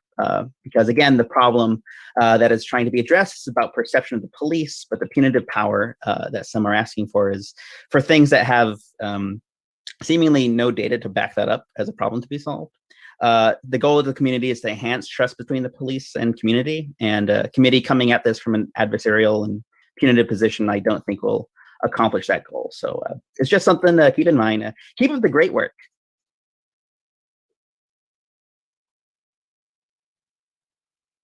The next speaker that I have is Susan Kirks. Susan, I'll now allow you to speak. You can unmute yourself and begin. Thank you. I also want to thank all the committee members this evening for your really substantive and beneficial discussion and your thoughts, and many of you who have just devoted hours and hours to thinking about public safety, community safety. I think you're really charting something very, very important for the future of our community, for those who live here now, for those who visit, and also for future residents who move to Petaluma. And so keeping that really big picture in mind, the work you're doing is very important. And I really, as a member of the community, want to hear committee members with the consultant be able to deliberate, to feel safe in the space where you are, to do your discussions. And in that regard, I feel that it would probably be better if the city attorney, the police chief, the city manager did not participate in your process discussion. There might be a way to find places at the end of the meeting or later, or the consultant could take a break and reach out to the chief or the city manager or city attorney. But I have felt this concern for a while, and I just wanted to express it. I think that every committee member's voice, every minute you spend together, the synergy you develop, managing the process is all extremely important. And somehow it seems a little, I don't know, inappropriate to have, defense of the police during this particular discussion. Thank you. Next speaker that we have is Josh Simmons. I'll now allow you to speak. You can unmute yourself and begin. Thank you. Hi, committee members, Tracy, city staff, fellow members of the public. I'm so grateful to everyone's service on this critical committee, and I'm thrilled at the momentum I'm sensing behind independent community oversight of the police.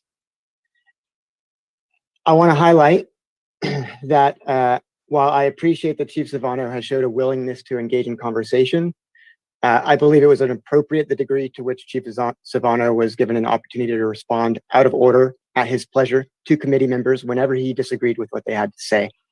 This forum is not for you to take up that much space. This forum is not for you to set the record straight whenever you think the record is wrong. And I just want to appreciate the committee members who pushed through that nonsense. Thank you.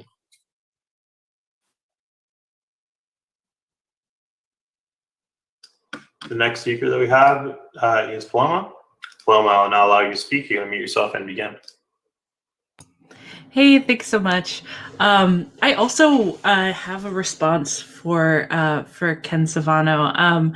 I really think that there were a couple times where you mentioned like police fearing for their lives and police really being afraid of engaging with the public. And I can understand police being afraid if they're in an active shooting situation. I can understand them being human and just being afraid of a high intensity situation.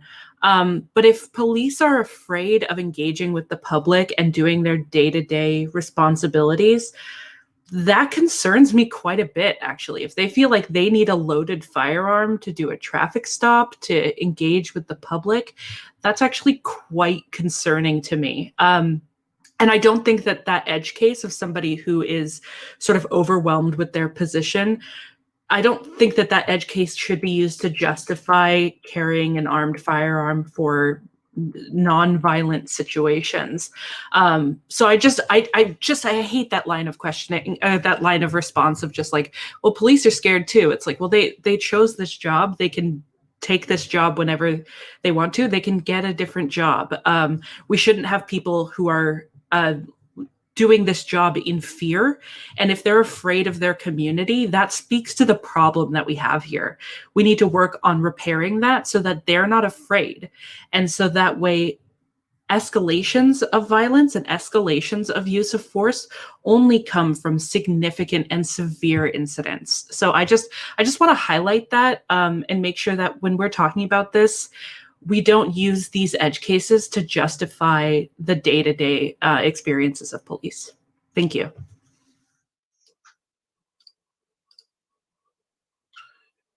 And Tracy, at this point, we don't have any other hand raised. Really? One just came up, actually. See, you spoke too soon. Yeah. Okay. Dave, I will now allow you to speak and unmute yourself and begin. Okay, thanks. Can you hear me? Yes. Okay, so a couple quick points on the oversight committee I wanted to make. But first, with regard to item 5 that failed to make the vote and then ended up on there, scenario was a police officer at his or her kid's soccer game. What if there was an active shooter? And the response was, I believe it was Mike said that we can't craft policy based on fringe cases. But Mike, isn't that exactly what you're trying to do here? You're trying to craft a weapons policy for the police department based on something that, statistically speaking, based on contacts with the police and the public, it is very rare that there's going to be a police shooting, and it's virtually non-existent in the city of Petaluma. So I'll just leave that there. I'll move on. But with regard to the oversight committee, it's a community-led initiative. I just want to say that there should be a requirement, a residency requirement for the people who are on that committee, and it should be enforced. And secondly, I emailed the police department about this. I never heard back, but whoever's on this committee, I think they should be required to do a ride-along and gain some perspective on what these police officers go through and their day-to-day duties if they're going to be crafting policy for them. So thanks.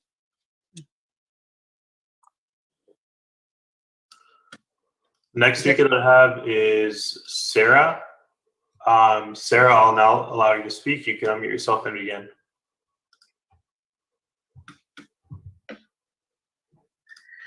Yes, hello.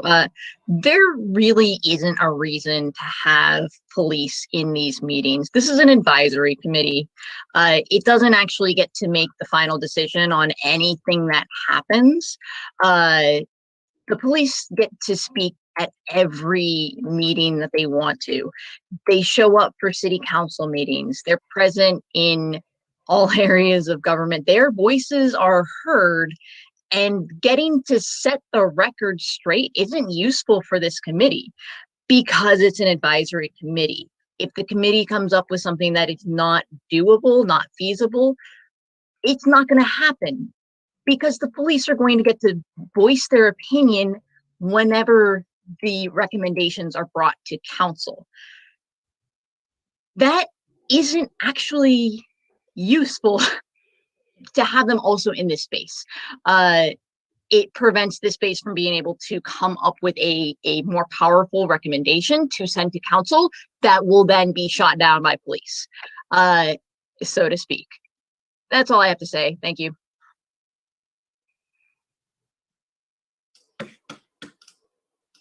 The next speaker that we have is Elizabeth. Elizabeth, I'm now allowed you to speak. You can unmute yourself and begin. Good evening, and thank you for allowing me this time to speak. And just wanted to give a big thank you for all of the committee members and this team. And regretfully, I wished I could have heard more from each of your valuable ideas and all the potential that could be brought forward for a civilian oversight committee. And same with the sentiments that have been expressed in the previous comments. I would also like to emphasize again, too, that these civilian oversight committees must be independent for it to be for it to be effective, and independent in the sense where it is a working entity alongside law enforcement, rather than law enforcement being involved in the process of establishing that independent oversight committee. And by no means is this a punitive measure of, of being against law enforcement, but more of a positive direction of where the community can work hand in hand with law enforcement, as well as hold accountability and establish that trust within the community that has been lost so long ago. So I also found it very unfortunate that Silvano has taken up as much space as he did, having that feeling to respond to everything, and for our committee members not having enough time to share what needed to be shared. So I thank you again for being on this committee and doing the good work that you do. I yield the rest of my time. And Tracy, at this point, we do not have any other hands raised. Okay, thank you. So let's go to the penultimate slide. Yeah, that one. And thank you to the public for your comment and your engagement. So just to go over a couple. I'm sorry to interrupt, Tracy. I'm wondering if we can reflect on the public comments just briefly. Sure, we take a few minutes. Go ahead. Sorry, thank you. Sorry for interrupting. I just want to reflect on Ellen's comment. If we can share Chief Silvano's description of police policy with the public, could someone answer that? Got my hand raised. I've had my hand raised. So yes, actually, we will post, Tracy, what your request for homework was and what the city's and PD's response is. Great, thank you so much. A couple other things. I agree with multiple comments that we should redirect more time to to our members to speak, but somehow organizing time for staff and facilitator when there's like sort of substantive injections of information, just to like time box that a bit, because there's so many of us. It's just, I know that's hard, but I just want to reflect. I think that's a good thing for us to plan. Underscore Elizabeth's point that oversight should be independent. Let's make sure that word gets on the slide if it's not there already. That's all. Thank you. Thank you. Also, I was just going to say that the full list of police policies is on the Petaluma City website. A little bit hard to find, but there is like a 600-page document there that is accessible to the public if you can find it. So, yeah. Okay, thank you. All right, was there anyone else that wanted to say anything before we wrap up? No? Okay, so next session, we're going to be really ambitious, and that is, well, let me get some very quick feedback. I don't want to shortchange either of these two, but I want us to have September, which is when this ends, to go, to look at all of this holistically and have, a lot of dialogue and maybe flesh out some of these if we need to. So to that end, what I was thinking is if the homework assignment will be the very same, your big, hairy, audacious goal and the SMART goal format for both of these, for increased diversity in schools, diversity education, and restorative justice. That's all about the schools. And the second one is creation of the Multicultural Community Center. Do you all feel that we would be shortchanging these by trying to do both of them in one session? Hey, Tracy, we have two hands raised. We have Lou followed by Eric. Okay, go ahead. So I think that if committee members were asked to do their homework and submit it within a couple of weeks, and then you, Tracy, or whoever, took the written stuff and did a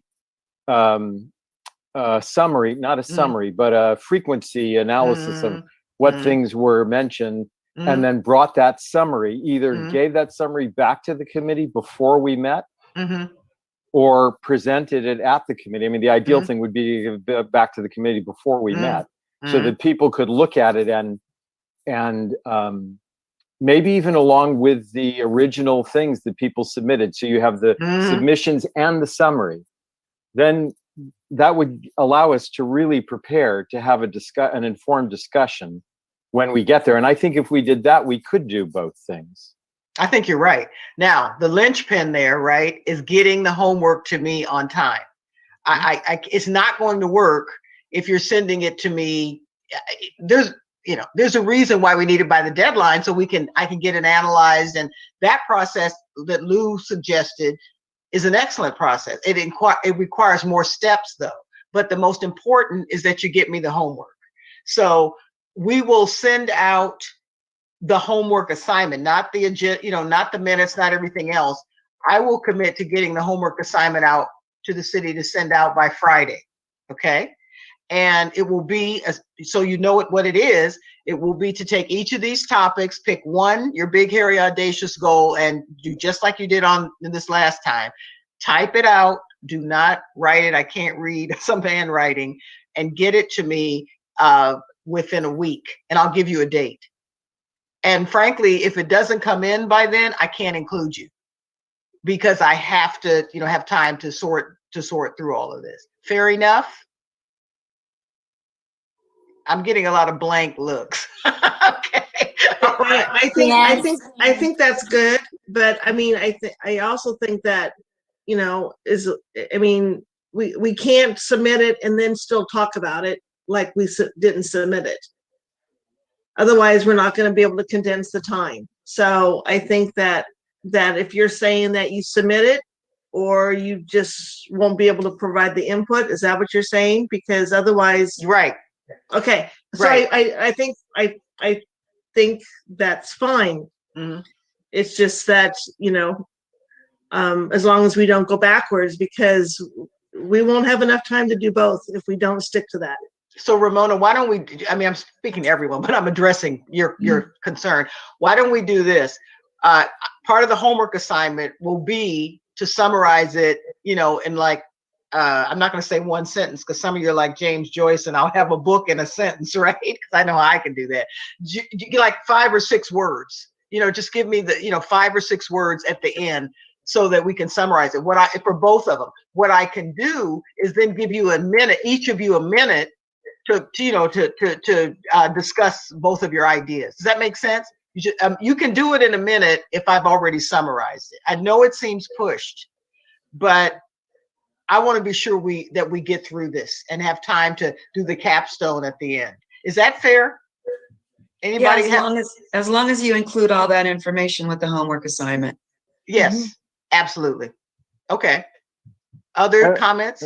Tracy, to be fair, we do have some commenters with their hands raised. So we have Eric, followed by Joanna, followed by Faith.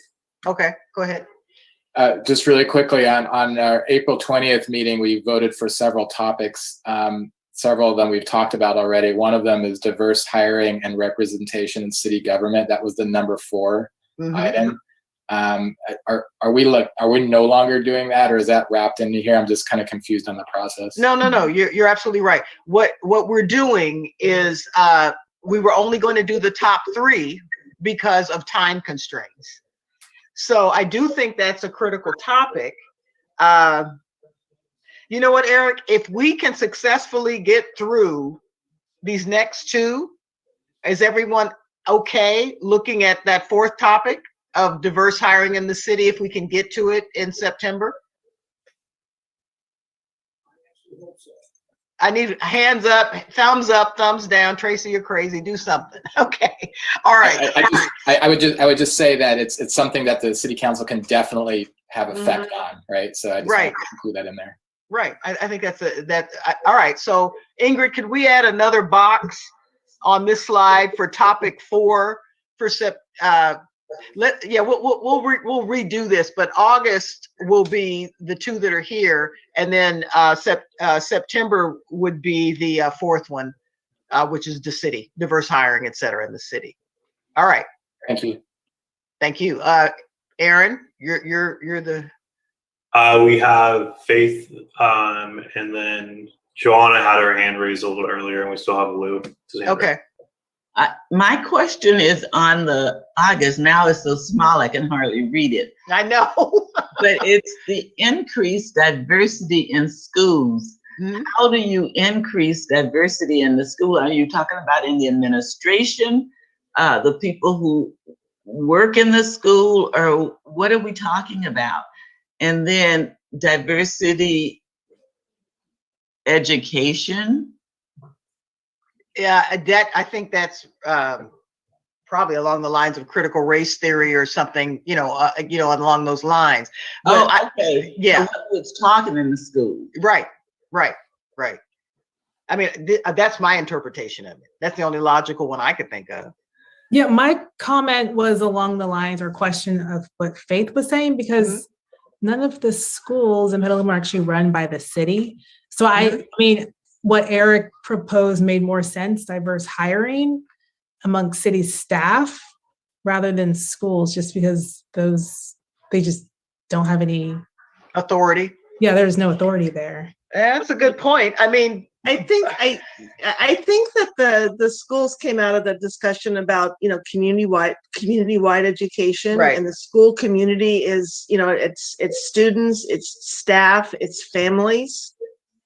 So and you're right, the city council has no authority over the schools, but the city council can make a recommendation to the schools to include X, Y, and Z, but we can't tell the schools what to do. Yeah, I think those schools, I can only speak for myself, and I know Sonja has in her school, like that's one of like the district's goals already. Yeah, correct. And maybe, yeah, it'd be great. I if had asked that question 2 meetings ago when we voted on it, the last meeting, and I was told that, well, there's school people here and the city works with the schools, but I still raise the same question. Is that the purview of this, particularly since the school boards already have policies around that? Well, in the interest of not being redundant, right? And using our time well. Again. Bad joke, Rabbi. I'm tired, but I got it. Okay. Let's what if we took but I don't want Sonja sending me a text or Joanna. Maybe like increased engagement in schools and then diversity education, like because there's. I don't Why know. don't we? I mean, I hate to make any changes because we don't have the school personnel. I think in this meeting, but there's also the whole idea about partnerships. I mean, if we want to improve community relations. It's as we said earlier, it's not just about policing. There's a lot on the community end that we need to educate on, and schools are a community in itself. So, that makes more sense. But instead of diversity, I'm also in addition to something around visibility, because when I worked what do you mean? So when I worked at Petaluma High. We had a fairly large Latinx population in the hallways, or just there was nothing reflecting that culture in any of the celebrations, in any of the assemblies. There was nothing reflecting that culture, making any of our students, POC students, LGBTQ students, like visible in any way. Well, let me flip something a little bit. What happens if, because the other topic, it's very hard to see, right, is creation of a multicultural community center. What if that were the topic and we subsumed community DEI education under that? And then you could, I'm just throwing ideas out. Don't shoot the messenger. I just want to say that it confuses me. I get confused every meeting when we start lumping stuff together. I mean, we went through a process to identify certain things, and then it seems like we get to the end of a meeting, we start throwing things in a big pot. There was the school community, education community was a big issue 3 meetings ago. Well, I understand that, but these things also evolve. So I want to see the will of the group. Are we thinking differently about this now because the city? Tell me, what do you think? So are we saying that perhaps we're recommending to the city to create a multicultural community center, which then can produce programs that are introduced into the school system? And it also becomes a safe place, for people to have meetings and to develop not curriculum, but programs and whatnot. But Faith, I And then think they can partner with the Petaluma City right, right, right? because, And introduce programs and right. visibility. That's what I was thinking. But Faith, you look like you want to say something. I do, because I still don't understand what increased diversity in schools is. What are we talking about? So I could say something since I'm representing St. Vincent de Paul. So for Black History Month, for example, we only had a few pictures of Dr. Martin Luther King and Rosa Parks. And when I came on board and said, you know, there's so many African American people who have made tremendous strides, and the students need to be aware of this. So I created a newsletter, which I can share with you guys every month so that everybody is represented. And it's an interactive newsletter, and you can click on it and you can see movies and short films. And, you know, that the fashion designer that created Jackie Onassis' wedding dress was an African-American female. So it's like really opening and expanding the mind and letting people be seen and represented. It's a small thing, but they'd never had that before. So that's and working on curriculum and working with, you know, making sure we have women of color all represented in our libraries, which we definitely did not have. So okay, it's so these it's small visibility things. and awareness. It's not diversity, because it's awareness. Awareness and visibility So yeah, that's it. I think that's it. Can I just say, yeah. I'm a current student in Petaluma City Schools. Can you speak up a little bit, just a little bit? Yeah, sorry. Thank you. That mic is not great.